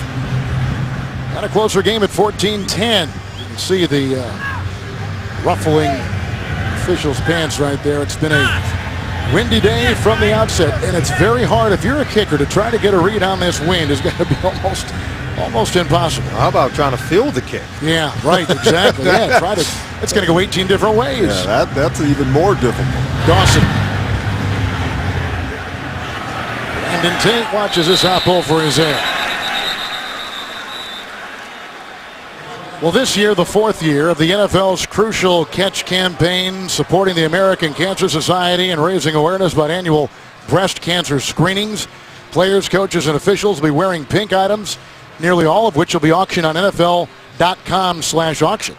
To date, the platform has raised more than $3 million for the American Cancer Society. And the very first flag thrown today was a pink one. Now, of course, they're back to yellow, but the officials even getting in the act. They've got some pink in their hats and wristbands today themselves, and like the flag in the very first penalty flag thrown today. Now we're back to the yellow. Here's a first down and 10. Dalton. They'll keep it. With the block rolling on him was Stevens on a gain of 3 to the 23. You see the Cleveland Browns 0-5 start, some of the worst in franchise history. One was in 1975. They went 3-11 that year, and then in 99, the first year they came back, they went 2-14, and then they've lost 11 consecutive games overall as they enter the 2012 season. So talked about the importance of getting a win today. Win against the Bengals will go a long way. Second down and 7. Push off there, an incomplete. Binns was defended by the veteran Sheldon Brown as we take you to New York and James. Kevin, Solomon may have done this in high school, but not at the pro level. And what do you think's going to happen here? Jacoby Jones up the sideline untouched, 108 yards for a touchdown. This ties an NFL record, Ravens 24-13. Only the third time it's happened. Ellis Hobbs and Randall Cobb. Let's send it back to Kevin Harlan and Solomon Wilcots. It's been a while, JB. You're right. Jacoby Jones, the ex-Houston Texan. Third down and 7. 5 in that Cleveland secondary. Pierman was back there. He held the oncoming rush of Robertson. A flag was thrown. That baby is right in the hands of Hayden. Brought down by Hawkins. A flag was thrown because I think it was a hold on the driving linebacker Robertson, who was coming up the middle, and the running back held him. The first turnover right there, and let's see what all this is going to... It's going to be declined. Holding. Number 30, the offense. Penalty will be declined. Wilker flag, first down. He makes a play, first game back. Joe Hayden had said all week he wanted to come out and play. As you take a look over to the left side of your screen, ball comes out, he breaks on it. Oh, it's Screen who breaks on it, and then Hayden picks it off after that. He had always talked about during the 4 weeks that he was training. He trained as if he was going to be going into training camp, and he wanted to come back and play as if he could make the Pro Bowl. Of course, being suspended makes him ineligible for this year's Pro Bowl.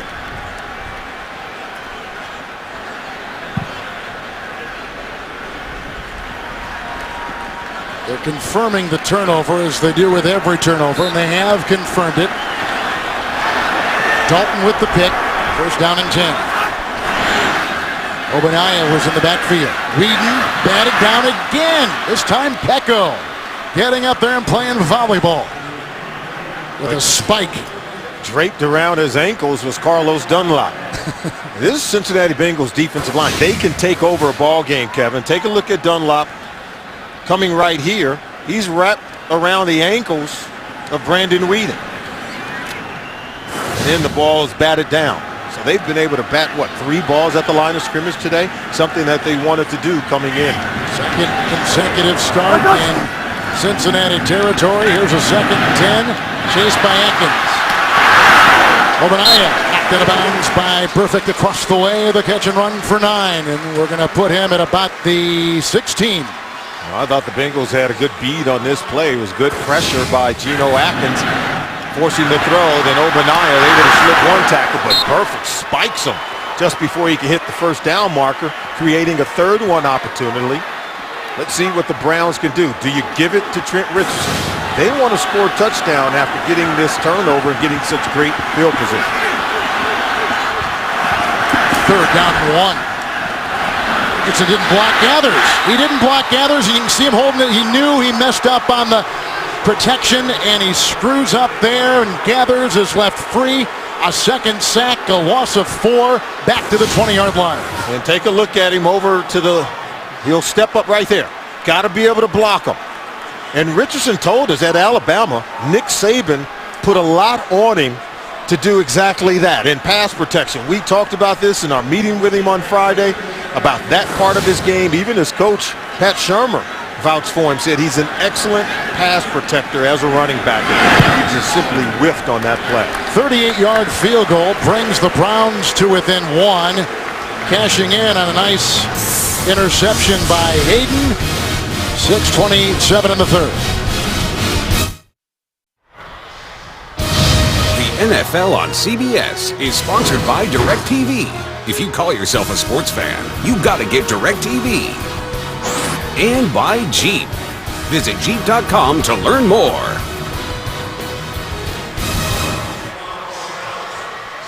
Mike Holmgren was saying the other day, the transition for a running back into the NFL is as easy as any position. It's the pass blocking which is a challenge, and we just saw it right there for the rookie out of Alabama. Yeah, I think as he tried to clear the fake handoff by Wheating, just got too far up the field and couldn't wheel back to block Gathers.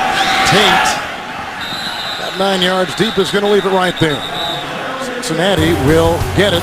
Again, nobody knows the game like a quarterback. Don't miss Phil Simms, Rich Gannon, Steve Berline, and special guest Dan Marino on NFL Monday, QB Monday at 6:30 Eastern, only on CBS Sports Network, the 24-hour home of CBS Sports.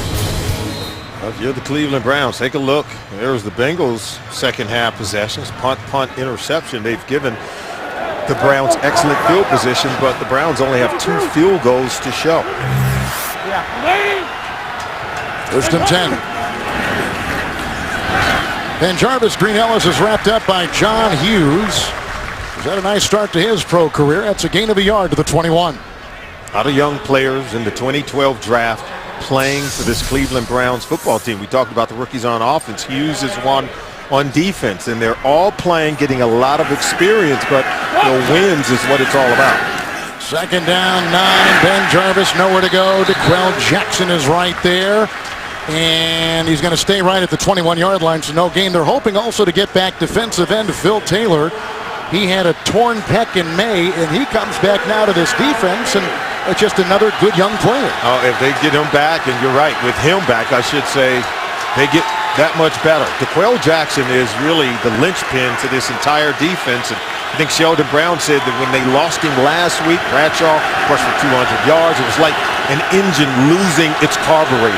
Yeah, that's a good comparison. Screens the extra defensive back, 3rd and a short 9. Whitworth the block at the tackle, knocked away. Beautiful defensive play.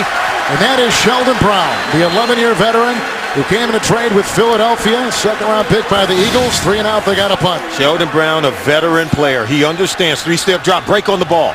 He doesn't hesitate. He has a great angle and great ability to anticipate.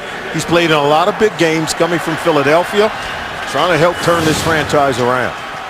Cribbs is back, waiting the punt from Kevin Huber, which will be launched somewhere inside his 10-yard line.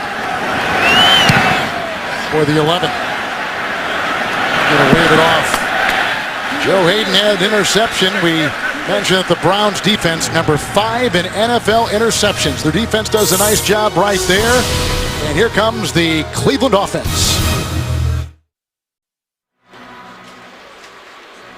Kevin, this is an earlier play from the previous possession when Carlos Dunlap was draped around the ankle of Brandon Whedon. Now watch him tweak the ankle. He twisted. Whedon is wincing in pain, he's going to get up. But there you see him. He said, I'm having a hard time pushing off my ankle right now.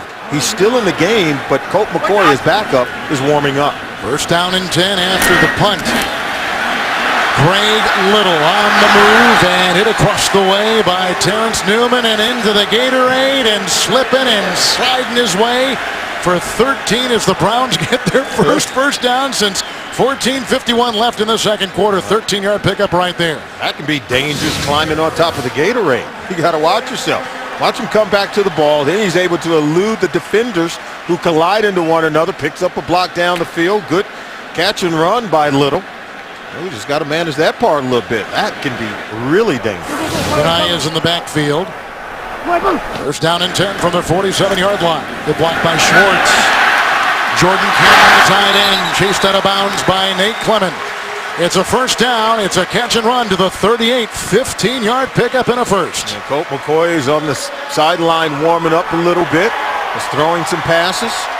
But right now, Brandon Whedon has completed 2 consecutive passes. That'll help the ankle feel better. And when we talk to Sheldon Brown, a defensive player for the Cleveland Browns, what did he say? Defenses can't intimidate Brandon Whedon.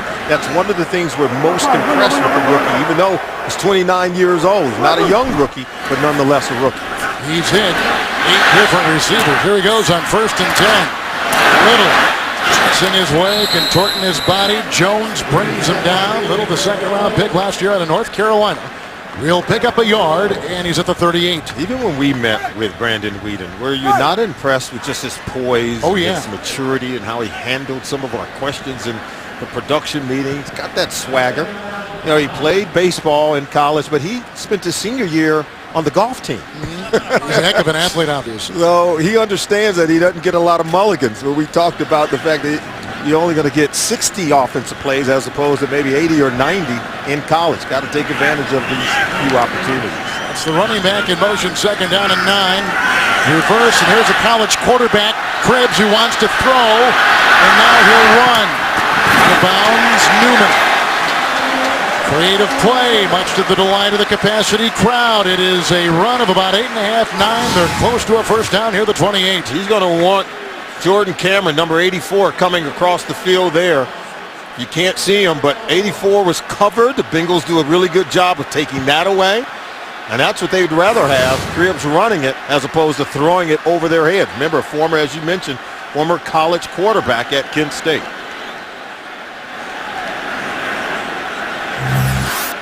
Now a timeout will be taken by Whedon. Play clock was at 5, as you can see on top, and 3:03 here in the third. We've had a couple touchdown passes by Dalton, one of 55 yards, one of 4 to A.J. Green, the first one to the tight end Gresham. Whedon threw a 71-yard touchdown pass to rookie Josh Gordon on their third possession to tie the game at 7 early on. We've had a couple of subsequent field goals of 41 and 38 by Dawson. Well, tonight on 60 Minutes, it's all about Bond. James Bond celebrating 50 years of the world's most famous spy, plus a report from the front lines of Syria. That's tonight on 60 Minutes on CBS. So on this drive, a 13-yard pass to Little, a 15-yard pass to Jordan Cameron, and Roger Moore, born back in 1927, one of the Bond actors over the years. Memorable James Bond was Roger Moore. How about John Wooden? You share the same birthday as John Wooden, the Wizard of Westwood. Now that's doing something. Brandon Whedon should be so proud. 3rd and 1 after the Cleveland timeout. 11 consecutive losses for the Browns coming into today, tying a franchise record from 1975. And when they broke it, they beat Cincinnati at the Municipal Stadium. Here's the quarterback keeper for the quarterback Whedon. And looks like he's gouged his way for a first down. Kept the ball and lost his helmet. But kept his head. And gets the first down. And so again, the crowd likes it. Behind Alex Mack, the center. And they have to do something with this possession here in the second half. The Bengals offense has done very little in the second half of this ball game. Pat Shurmur has seen his offense get good field position after a long punt return by Krebs and an interception return by Joe Hayden. Richardson remains on the bench. Here's a 1st and 10 from the 27 of Cincinnati. Good throw. Gordon pushed out of bounds by the veteran Terrence Newman. Nice out to the 13-yard line. 14-yard gain, 1st down, Cleveland. Cleveland used that second-round supplemental draft pick on Gordon, and he is paying huge dividends. He had to pay off big this season because it's next year's second-round pick. And if you're going to advance that pick on a player, you've got to have that player play huge dividends right now. Get the production from Gordon, and I think he's well worth it. Good-looking drive, 13 yards to Little, 15 yards to Cameron, 14 yards right there through the air to Gordon. 1st and 10. Obadiah snaking his way down to the 7. Hit on the play by Newman. Pecco is there. Swerving gain of 6 yards. What did Pat Shermer say? That we have to respond well to those moments of crisis. We talked about that 3-minute window of adversity that hit them last week on the road against the New York Giants. They did not respond well. I think today they have responded. They were down to the Bengals. They took the blows, and now they have an opportunity to take a lead in this ball game. Down in 4. Obadiah with the block in there from Laval and working his way. Bulldozing touchdown. Wait, one official has raised his arms on the top of your screen, and the judge on the bottom of your screen signaled he was down at the 1, but the guy at the top had his arms raised. Hardesty is the one to take it. Wow, this is excellent. Just a great play by the fullback Morin. That's what sprung him. And then look at Laval. He's pushing Hardesty toward the goal line. I think the elbow, the left elbow, watch Hardesty's left elbow hit the ground, I think, before the ball, bam, right there, before the ball hits the chalk. Like we said, Hardesty has only played 1 game before today, working over the left side here on a 1st and goal. Mays came in with among a couple to hit. They've got a new blocker up there, too, on front, and that's O'Neal Cousins, who is in there blocking for Pat Shermer's offensive line. And Shermer can't believe they can't pick up the 1 yard. He's like, you're telling me we didn't get in? This is where your offense has to pay off huge dividends. Someone's got to win in the trenches. Who will it be? Bengals defensive line or the offensive line for Cleveland? Hardesty, some nice plays on that drive, and so here we go with Cleveland knocking on the door, going to the 4th and down by 1 on CBS, home of Super Bowl 47.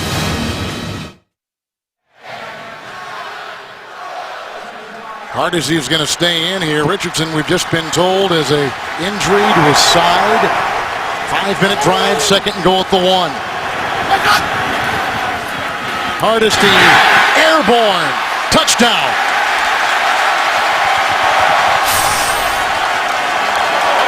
And Cleveland has taken the lead. And we asked who was going to win in the battle of the trenches, as Hardesty is the recipient of great blocking by his offensive line, knocking back the Bengals defensive line. There's the surge right there. Up and over the top on a pile of bodies, and he gets it in for a touchdown. And Coach Shermer is elated. On that drive, Whedon, as you take a look at Hardesty, who missed his rookie year because of an injury. Whedon was 4 of 4 on the drive. Here comes Dawson, ticking up another one. On that drive, completions of 13 to Little, 15 to Cameron, 14 to Gordon, and Hardesty leaping from a yard. So a team in Cleveland that had 7 consecutive possessions without a 1st down gets 6 first downs on that last drive. They've scored 13 unanswered points over the last 8.5 minutes. Hardesty from a yard. It's good to see that kid put a smile on, too. He's been kind of a hard luck story here in Cleveland. And the Browns have taken their first lead of the game, coming into today, having lost 11 consecutive, going back to last year. Well, they scored 13 points here in the second half. They've come out on fire. They were sparked by a return by Joshua Cribbs, then an interception return by Joe Hayden. And then they go 10 plays, 66 yards. Hardesty dives over the top for a touchdown. So the defense is working in concert with the offense. You could say this is complementary football. Special teams getting in on a defense, and now the offense puts together a drive. So his first career touchdown is a memorable one as it puts his team up on top. Remember, he had only played in one game coming into today this season. Show you how dominant they've been. The Bengals only 29 yards total offense here in the second half. The ensuing kickoff. Go out of bounds. It went inside the pylon. By rule, the ball be placed on the 40-yard line. First down. Well, coming up on the Subway postgame show, join JB, Dan, Shannon Boomer, and Coach Cowell for the latest NFL scores and highlights, all coming up on the Subway postgame show from our CBS studios in New York. Well, how will Cincinnati respond? Remember, it was a year ago when they went 9-7, and Andy Dalton engineered 5 fourth-quarter comebacks, one of which was in this building on opening day. But it was a pass thrown by Bruce Gradkowski to A.J. Green that beat Joe Hayden, a 41-yard touchdown pass. So let's see what happens here. The 40-yard line, 1st and 10.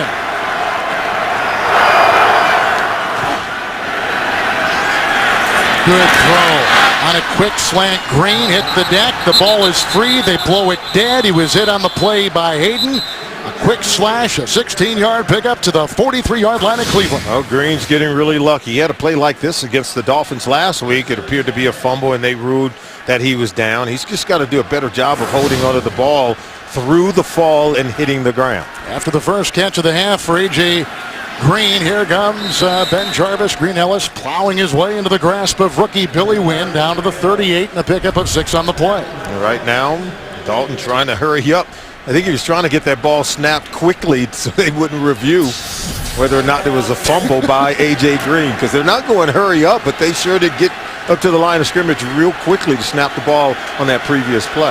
Dalton doesn't look rattled, does he? Oh, doesn't waver. He's the red rifle. Very calm and poised.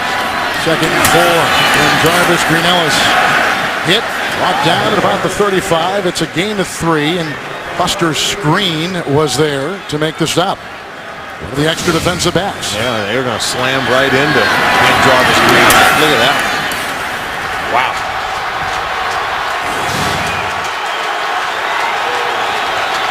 Third and 1. Green Ellis submarining for a first down, hit by DeQuell Jackson, put him to the 31, gain of 4, move the chain. This is what Marvin Lewis talked about when we spoke to him last night. He said, we've got to do better on 3rd and 1, staying committed to the run. Andy Dalton will check out of some plays, but right there, they didn't allow him to check out of it. They committed to run. 1st and 10. With time. Caught by Green. Screen and Hayden were there. Catch is made, flag is thrown, gain to the 19, pickup of 12. Flag thrown in the secondary. They're going to say maybe he pushed off. Pass interference, number 18, offense. 10-yard penalty remains, first down. Boy, Hayden and A.J. Green, they have a history. Yeah, it's a rivalry, the Battle of Ohio. You'll see, watch Green, there's a shove in the back. And Hayden comes up to make a play, but then he turns to the official and says, aren't you going to call that? This goes back to their days in the SEC when they were in college, when Hayden played for Florida and A.J. Green was at Georgia. They've known each other a long time, and they've battled for a long time. Usama Young has come in, playing the safety. 1st and 20. Kierman is the running back. Good catch by Tate. With Brown draped on him at the 30-yard line. A bullet thrown pickup of 11 yards. Wow, this is about adjusting to the ball. Tate adjusts to the ball. Sheldon Brown never sees it. If Sheldon Brown is looking inside, he's going to have an interception and a possible pick 6. And Dalton has thrown 2 pick 6. Interception return for touchdown so far this season. Drive started at the 40. Remember, the kickoff was out of bounds, and they got the benefit of some good beginning field position. Pierman remains, 2nd down and 9. Zeitler with a good block. Pierman hit Hayden and others at the 26, and a gain of 4. Browns are saying they come up with it, and Billy Wynn is right there, and not the case. They marked him down. Dalton was starting to get uncomfortable. You already talked about he gets rid of it as fast as any quarterback in the league. If he has to hold on to it, he starts to maybe get a little happy feet. Well, now they're going to take a look at it. There's going to be a challenge from Pat Shurmur to see if they got the ball. The red flag has come out. The official picked it up, but he's going over to have a conference with Shurmur to see exactly what he wants to challenge, and now he's not happy. He was saying, no, you can't challenge it. The ruling on the field was forward progress. There's no challenge on the play. Third down. Browns have scored 13 unanswered points. They did it in a span of 8 minutes and 30 seconds. They come in today as the only winless team in the NFL at 0-5. And we're kind of in that stage where even though it's early in the year, it's an important game for both teams. It really is an important game for Bengals and Browns alike. That's what the Battle of Ohio is all about. Third down and 5. Gresham's been shut out in this half so far. Got a big-time touchdown in the first half. Dalton looking for Gresham. T.J. Ward was there. Gresham slipped at about the 15-yard line. Incomplete. Gresham's got a knife down in there. They're not going to call it. Let's see if there was contact coming in from the left side of the screen. Upper side. It looks like Gresham just trips. Looked like the ground just came loose under his feet. And so it's almost like a slip where he dug in and the turf just gave way. Well, here is a 44-yard field goal try by Nugent. 9 of 10 this season. Missed the fourth quarter 41-yarder against Miami last week. A lot of wind. That one knifes its way through. 44-yard field goal. We've grown closer in Cleveland. 3-point game. 11-11 to play between the Browns and Bengals. The NFL on CBS is sponsored by State Farm. Get to a better state with a discount double check. Outback Steakhouse. It's always fresh in the Outback. And by Bud Light, the official beer sponsor of the NFL. Here we go.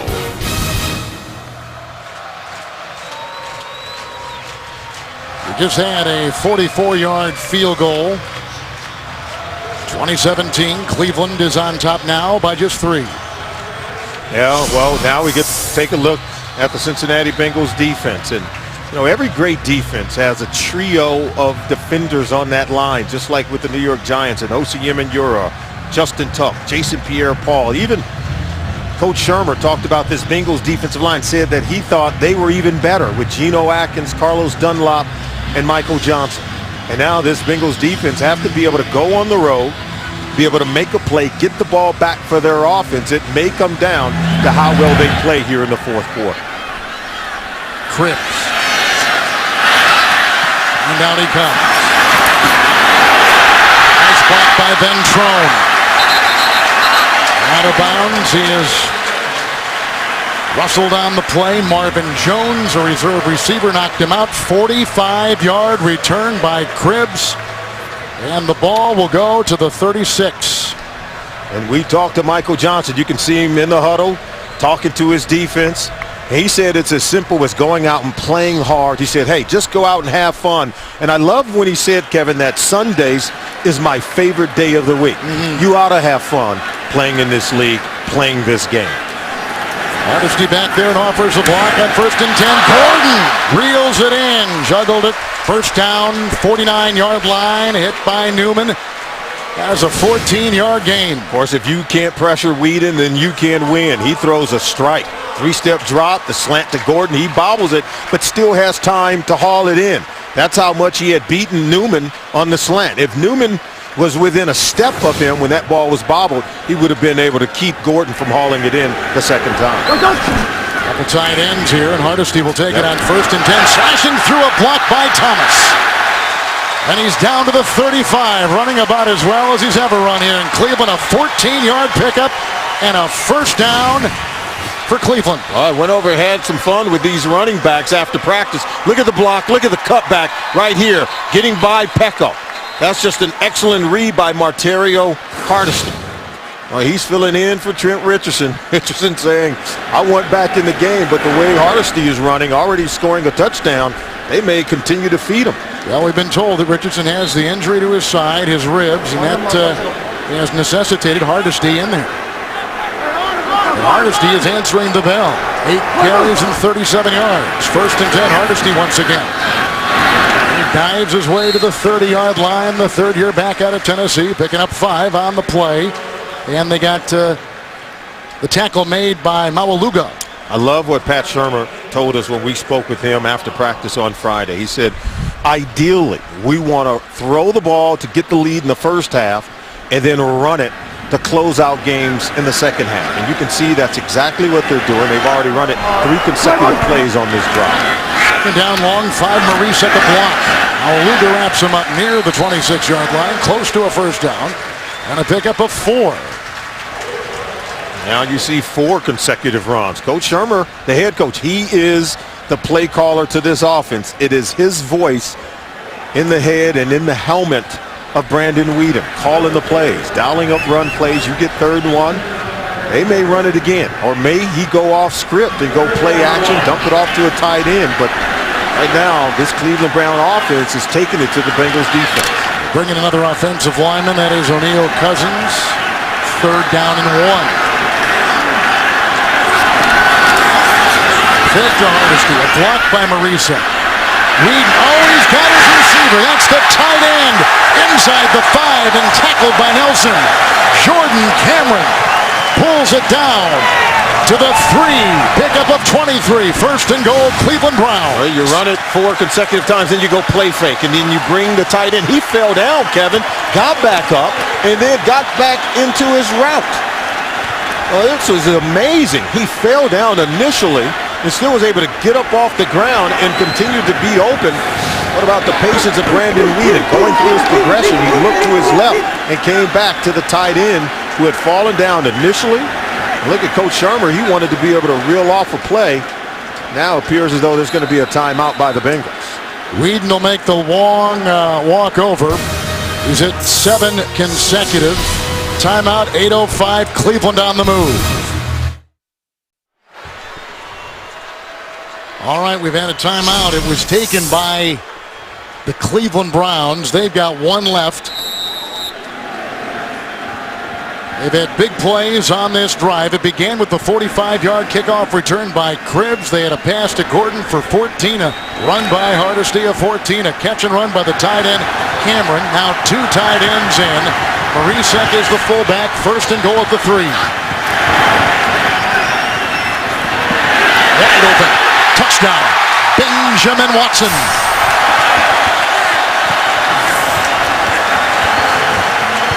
Pat Shurmur, the offensive coordinator, he's the head coach. He's dialing up the plays, dialing up some beauties. It was just a wonderful play. You can see Watson's going to come over, clear across the formation, wide open. The Bengals lose track of him, and Weeden finds him in the end zone. First touchdown reception of the season for Ben. Here's the extra point now by Dawson. As the Browns put on a 6-play, 63-yard drive. Pat Shurmur calling the plays for Brandon Weeden. 3:11 on the clock, much to the disgust of Marvin Lewis. The NFL on CBS is sponsored by the Subway Restaurants. Try the new Tuscan Chicken Melt today. And by NFL Mobile from Verizon. Built to bring you the game.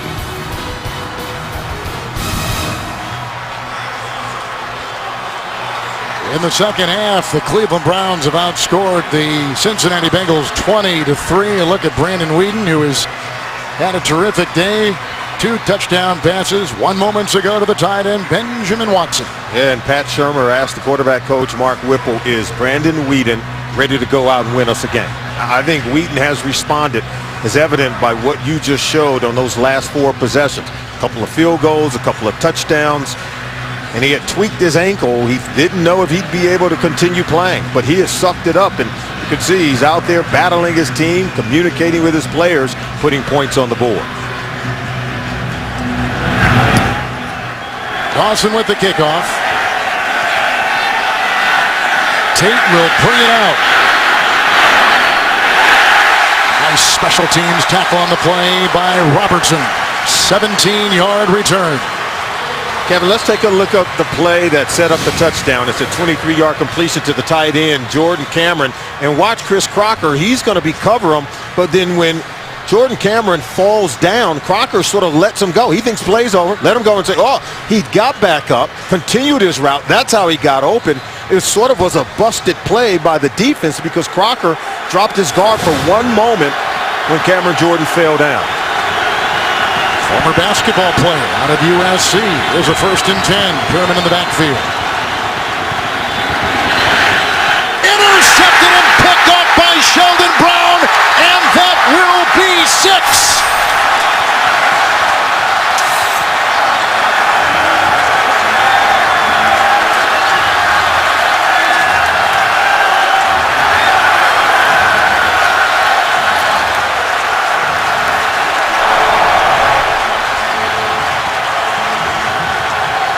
Sheldon Brown is an 11-year veteran of the National Football League. We told you he played in a lot of big games playing for the Philadelphia Eagles, trying to help this Cleveland Brown franchise turn it around.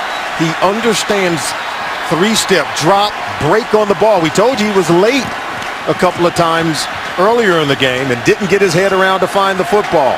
He made the adjustment, and it's the 3rd pick 6 for Andy Dalton this season.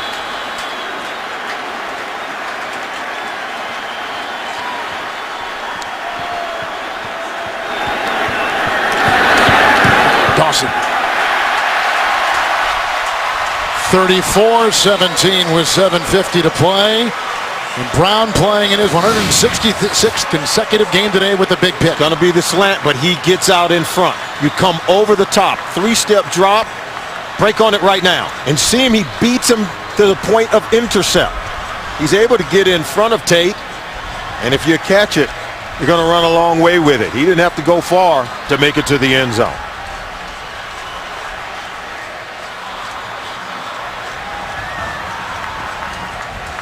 He locked in on him the whole way, which you have to do, Kevin.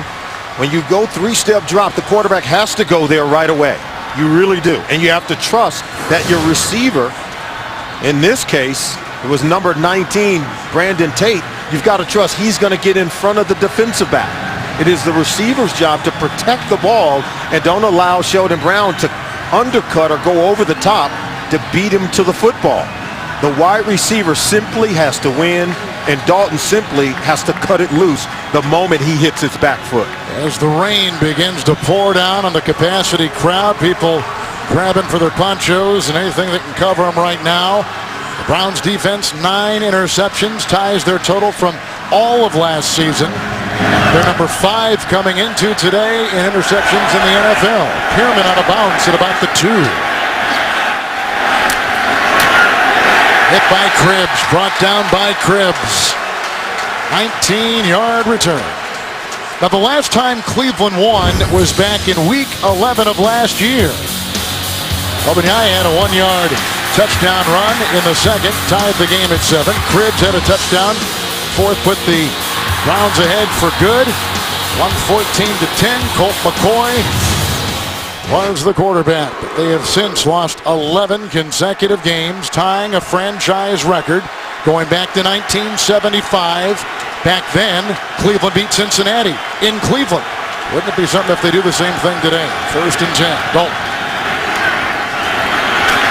And Gresham with the catch. Maneuvers up near the 30-yard line. Hit by a group of defenders, including screen. 9-yard pickup. Well, you talk about them breaking an 11-game losing streak, even bigger, snapping a 12-game losing streak inside the tough AFC North division. Huge win if the Browns can hold on. 2nd down and 1. Whitworth with a block and buying time for Dalton, and that's caught by Green, who was shoved out of bounds by Joe Hayden. Gain of 10. 1st down. Clock is stopped at 7:12. Now let's talk about the Cincinnati Bengals. As you take a look at Dalton getting the ball outside to A.J. Green. 7 minutes to go in this ball game. The weather has turned for the worse. Starting to rain, starting to drizzle. If you're Dalton, you've got to get a touchdown on this possession. Last game to the 39, and here's a catch and run by Cedric Pierman out of UVA. He picks up 11 yards, and he's up at the 50-yard line. But Robertson there to make the stop. Yeah, and as Marvin Lewis, take a look at the clock. He's examining, measuring, and weighing the situation. He knows that his offense can't make any more mistakes, Kevin. No more turnovers, no more wasted opportunities. 3 timeouts for Cincinnati. First down and 10. 5 defensive backs for the Browns. Young will be on a blitz, but forced outside. Here comes Parker. And here comes Billy Wynn. First sack of the day. Parker was there. Wynn was pressuring up the middle. 95 Parker provides the initial pressure, forcing Dalton to dance. Wynn comes in for the cleanup. They collapse the pocket on Andy Dalton. That's one way to close out a ball game on defense. Starts with your pass rush. Loss of 5, back to the 45. Second down and 15 for Andy Dalton. Parker hit once, hit twice, and the avalanche comes. Robertson was there, Hayden was there. Loss of 2, back to the 43. What I've noticed with this Cleveland Brown defense, especially here in the second half, Kevin, they're playing with speed. They're playing with tenacity. They're swarming. Joe Hayden, I think, has brought something to the defense. There's no doubt about it. He's a former top first-round pick. He's making plays on the back end. He had the big-time interception. He's swarming, and so is this defensive line. 5 defensive backs, 2 linebackers, 3rd and 17. They need the 40 going deep for Green. He's got the ball, and he beats Hayden. He's done it before, and he does it right there. A 57-yard touchdown pass by Dalton. I got to tell you, Hayden, the conditioning, I think, is something that really has affected him. 4 weeks off due to the suspension. He's fighting with A.J. Green. He's trying to run. He can't catch up. Falls down as Green gets on top for the touchdown. And Hayden is bent over. He's sucking wind right now. When you've had 4 weeks off after coming out of training camp, you have to wonder now in the fourth quarter if his conditioning is a factor. That's the 6th fourth-quarter touchdown pass by Dalton this season. That is an NFL high. Here comes Mike Nugent. He'll try to tack on another, which he does, and 5:21 to play in the fourth. The Bengals are alive, but down by 10, 34-24 here in Cleveland. Well, we told you at the top that what A.J. Green is good at is getting on top of the defender. Once he gets around him, we call it stacking the defensive back. See, once he gets around him, he's going to stack and get on top of him.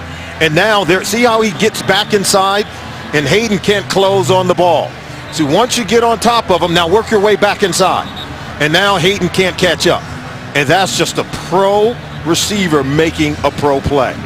Huge for this offense. Great throw from Dalton. Good protection. If you're going to get back into this game, that's how you do it.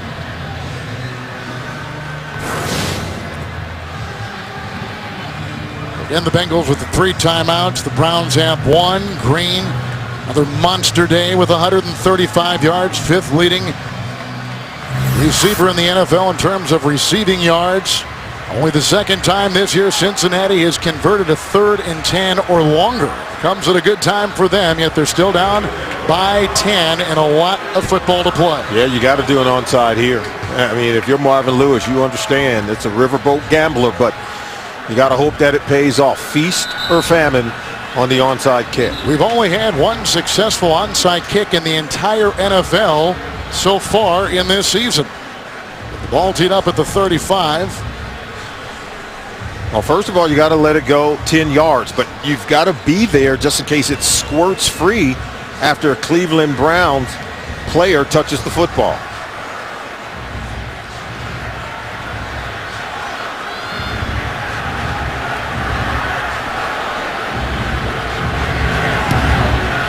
And he'll bang it deep. Screen was back there. It races over his head into the 20-yard line, and a touchback as the rain continues to fall in a 10-point game, and Cleveland's getting it back. And coming up on the Subway postgame show, join GB, Dan, Shannon, Boomer, and Coach Bill Cowher for all the latest NFL scores and highlights.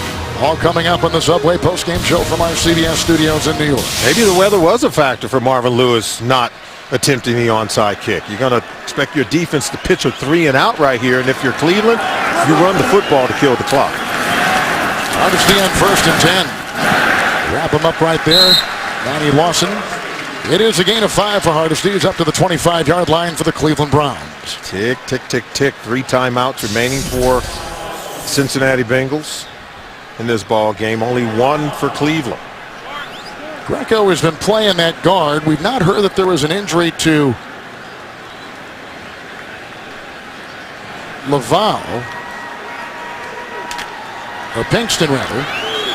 And Pinkston has not been in for a while. So Greco, and he's played that position certainly before, but interesting they've made the move. 2nd down and 5.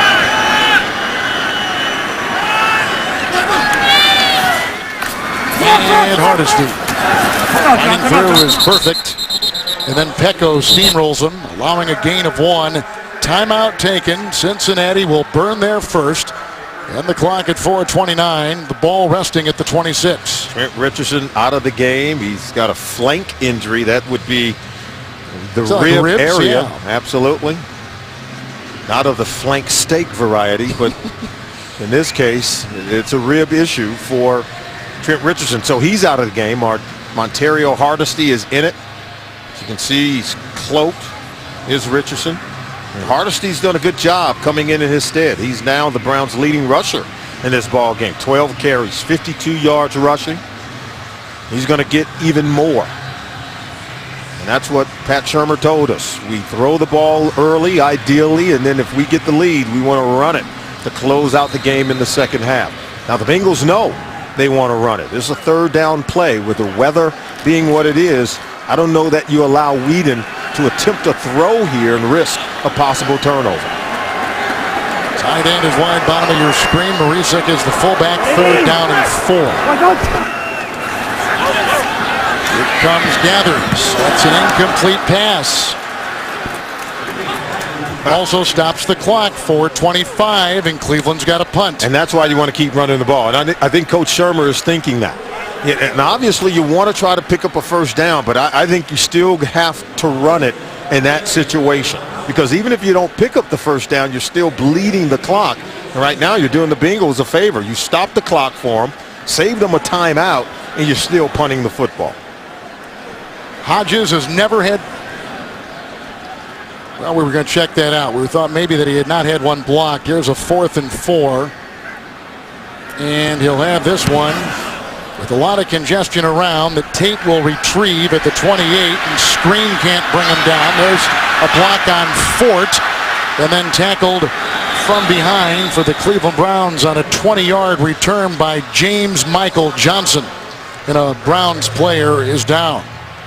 And we've had ourselves one well of a ball game here in Cleveland, 34-24 with the Browns on top. But in this 4th quarter, we've seen Montario Hardesty go over the top, then a touchdown pass to Benjamin Watson.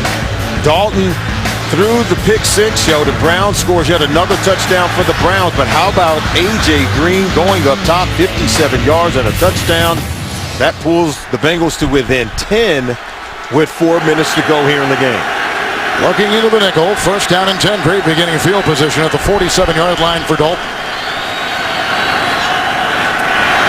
Smith with the block at the right tackle. That is caught after a gain of 5. That's a grab by Marvin Jones. Very athletic player. Has been inactive most of the season. 2nd down and 5. Have we seen enough to know that you don't leave anyone one-on-one with A.J. Green? To the 48 of Cleveland. Now they get down to the 42 with a nice diving reception there by Andrew Hawkins and a pickup of 6 on the play. Right now, Joe Hayden is one-on-one with him. The Browns run a lot of man-to-man coverage. But right now he's getting up and he's going to go press a little bit more, something he did not do on the 57-yard touchdown catch. In the nickel, Dalton 1st and 10. Going underneath, finding Pierman. And brought down by DeQuell Jackson, but gets as far as about the 30-yard line. Picks up 12, another 1st down. Great play by Pierman. He seemed to be determined to break tackles and hit that 1st down mark. Remember, we told you that Cincinnati had 5 4th-quarter comebacks a season ago. Here's another 1st down. Smith holding him off, going deep, looking for Gresham. The coverage by Ward, and there is a flag. Flag is thrown at the 2. This is going to be thrown in the middle of the field. Maybe it was whoever was in coverage against Hawkins. It wasn't near T.J. Ward, who was locked up against Gresham. Cleveland penalized 4 times today, Cincinnati 7 times. Dalton has gone 26 of 38 for 319, 3 touchdowns, 2 picks. Amazing how it seems the momentum has shifted back to the Cincinnati Bengals here in the final portion of the fourth quarter, Kevin. Well, there's a long discussion here, isn't there? And Pete Morelli is wanting a little consensus. Is it against Cleveland? 12 players on the field on the defense, 5-yard penalty, still first down. Remember, that 12th player, even if he's running off the field, if he initially was in the huddle when they broke and then when the offensive line was at the line of scrimmage, he could run off. But if there's 12 guys initially, they're going to go ahead and penalize him for it. 2 timeouts left, 1st and 5 from the 26 of the Cleveland Browns for Dalton.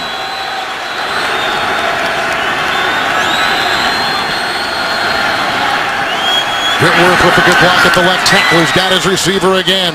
Young with the stop on Marvin Jones, a 17-yard strike.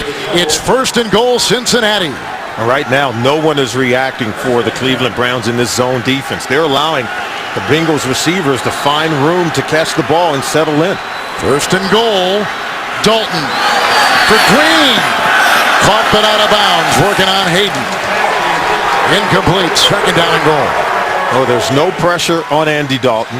The coverage on the back end is soft as they're playing more zone and less man. But look, good protection, and it's just throw and catch.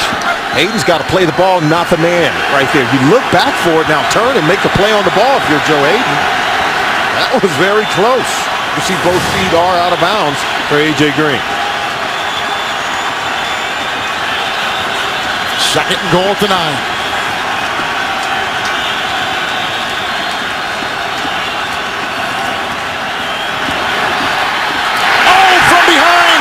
Emmanuel Stevens with the hit, picked up by the big man, the rookie Billy Wynn, Pearman from behind, the big man lumbering downfield. What a turnover! All the way to the 41-yard line, a 36-yard fumble return, and a huge play for the Cleveland Browns. Sometimes defense does have to win games. Watch Stevens come in from the blind side. 96 right there, the chop. Ball out, Win on the scoop and run.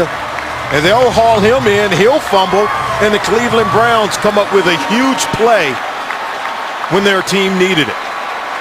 We told you the offense has made big plays here in the second half. We showed you the defense and Sheldon Brown on the pick 6. None bigger maybe than that play by Stevens and Wynn, the defensive line, getting pressure on Andy Dalton. Brown's third red zone takeaway this year. Hardesty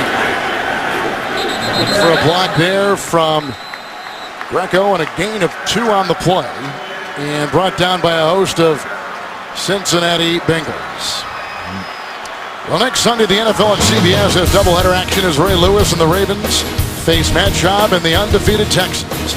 And the Jets tangle with Tom Brady and the Patriots. Check local listings beginning with JB, Dan, Coach Bill Cowher, Shannon, and Boomer Esiason on the NFL Today, presented by Southwest Airlines.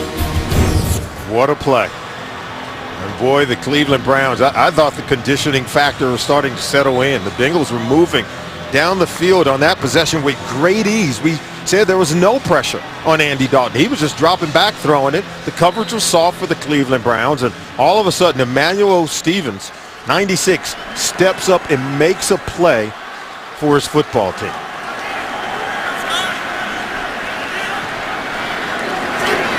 Down an 8, and Hardesty will get a Marisek block, and also follows the block inside of his right tackle, the rookie, Mitchell Schwartz. Gain of 4 down to the 36-yard line, and another gang tackle there, and another timeout.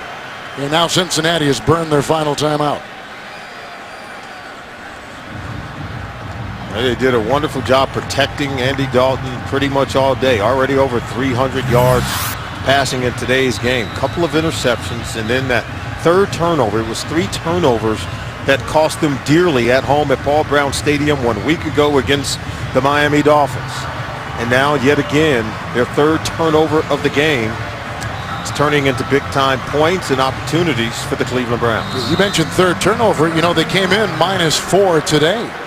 And if there's one thing that you cannot do in this league, and we see it week in and week out, is turn the ball over. 3 today have come back to sting them. 1 turnover by the Browns. Hardesty trying to run outside. Pecco whips him down. 39-yard line or so, and probably a loss of 2 when they get everything spotted. They're going to hit the 2-minute warning. Cincinnati out of timeouts. Cleveland has 1. Browns with a furious second half comeback and trying to stop an 11-game losing streak dating back to last year.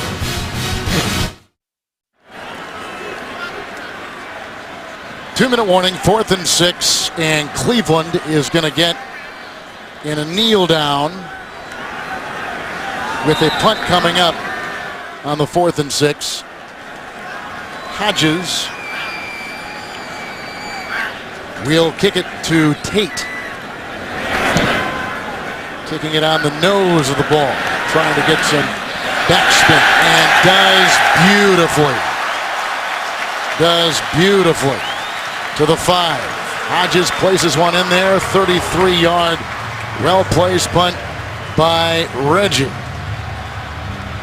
So Marvin Lewis and his Bengals with no timeouts and trailing by 10. This is kind of an interesting situation for this Cleveland franchise. The incoming owner is Jimmy Haslam.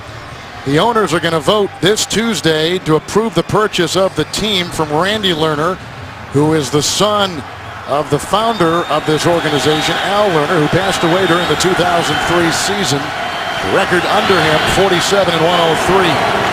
On the 5, 1st and 10 for Dalton. Going outside.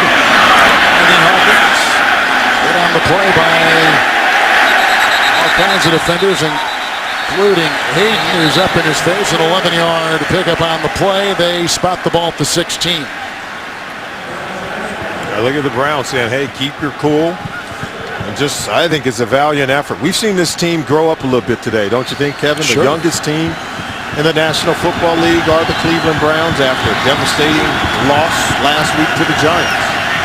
Dalton underneath and Pierman falls at the 22. And Robertson was right there. That was a 6-yard pickup. Clock continues to go, and again, the Bengals cannot stop it. 2nd down and 4. Tale of 2 halves. We said in the first half that Andy Dalton played flawlessly. 13 of 18 in the first half, but he's turned the ball over 3 times here in the second half of this game. Well, the Pierman again.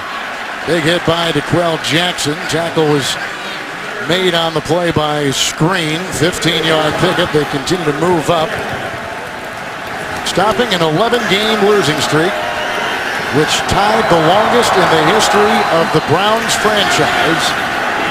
As Dalton again goes underneath the Pierman. And it dated back to 1975. He's up to the 50 and hit by Screen again. It dated back to 1975. And in that game, back then when they had lost 11 straight, Cleveland beat the visiting Cincinnati Bengals at Old Municipal Stadium. And this is a major win, I think, for Pat Shurmur and the Cleveland Browns. Not only winning the Battle of Ohio, but I consider the Cincinnati Bengals to be a really good football team with a really good defense. They came in here tied for first in the NFL with the most sacks with the Chicago Bears. 18 sacks in their first 5 games. And what do? They protect their quarterback, Brandon Weeden. He is a rookie, turning 29 years old today, and he plays well enough to get the win and just racking up points in the second half. 2nd down and 10 for Dalton. Airing one out, looking for Green and going against Osama Young, and it's picked off by Young in the end zone. And that is all she wrote. Cleveland has won. They had lost. The Browns had 4 consecutive games to the Bengals, 7 of the last 8. And earlier this season, the Bengals had beaten Cleveland 34-27. So a big win. How about Brandon Weeden? We begin this second half. Incompletion on his first 6 pass attempts to begin the second half. All he's done now is completed 8 of his last 9 pass attempts, found his rhythm. You ask if he was ready to go out and win a game, I think he answered his coach with his performance today. Down he goes, clock will run, and that is it. Nice win for second-year head coach Pat Shurmur. Big second half. And a 10-point Browns win, 34-24. You've been watching the NFL on CBS, home of Super Bowl 47. Coming up, it's the Subway postgame show. We'll take you to New York for all the scores and highlights right after this message.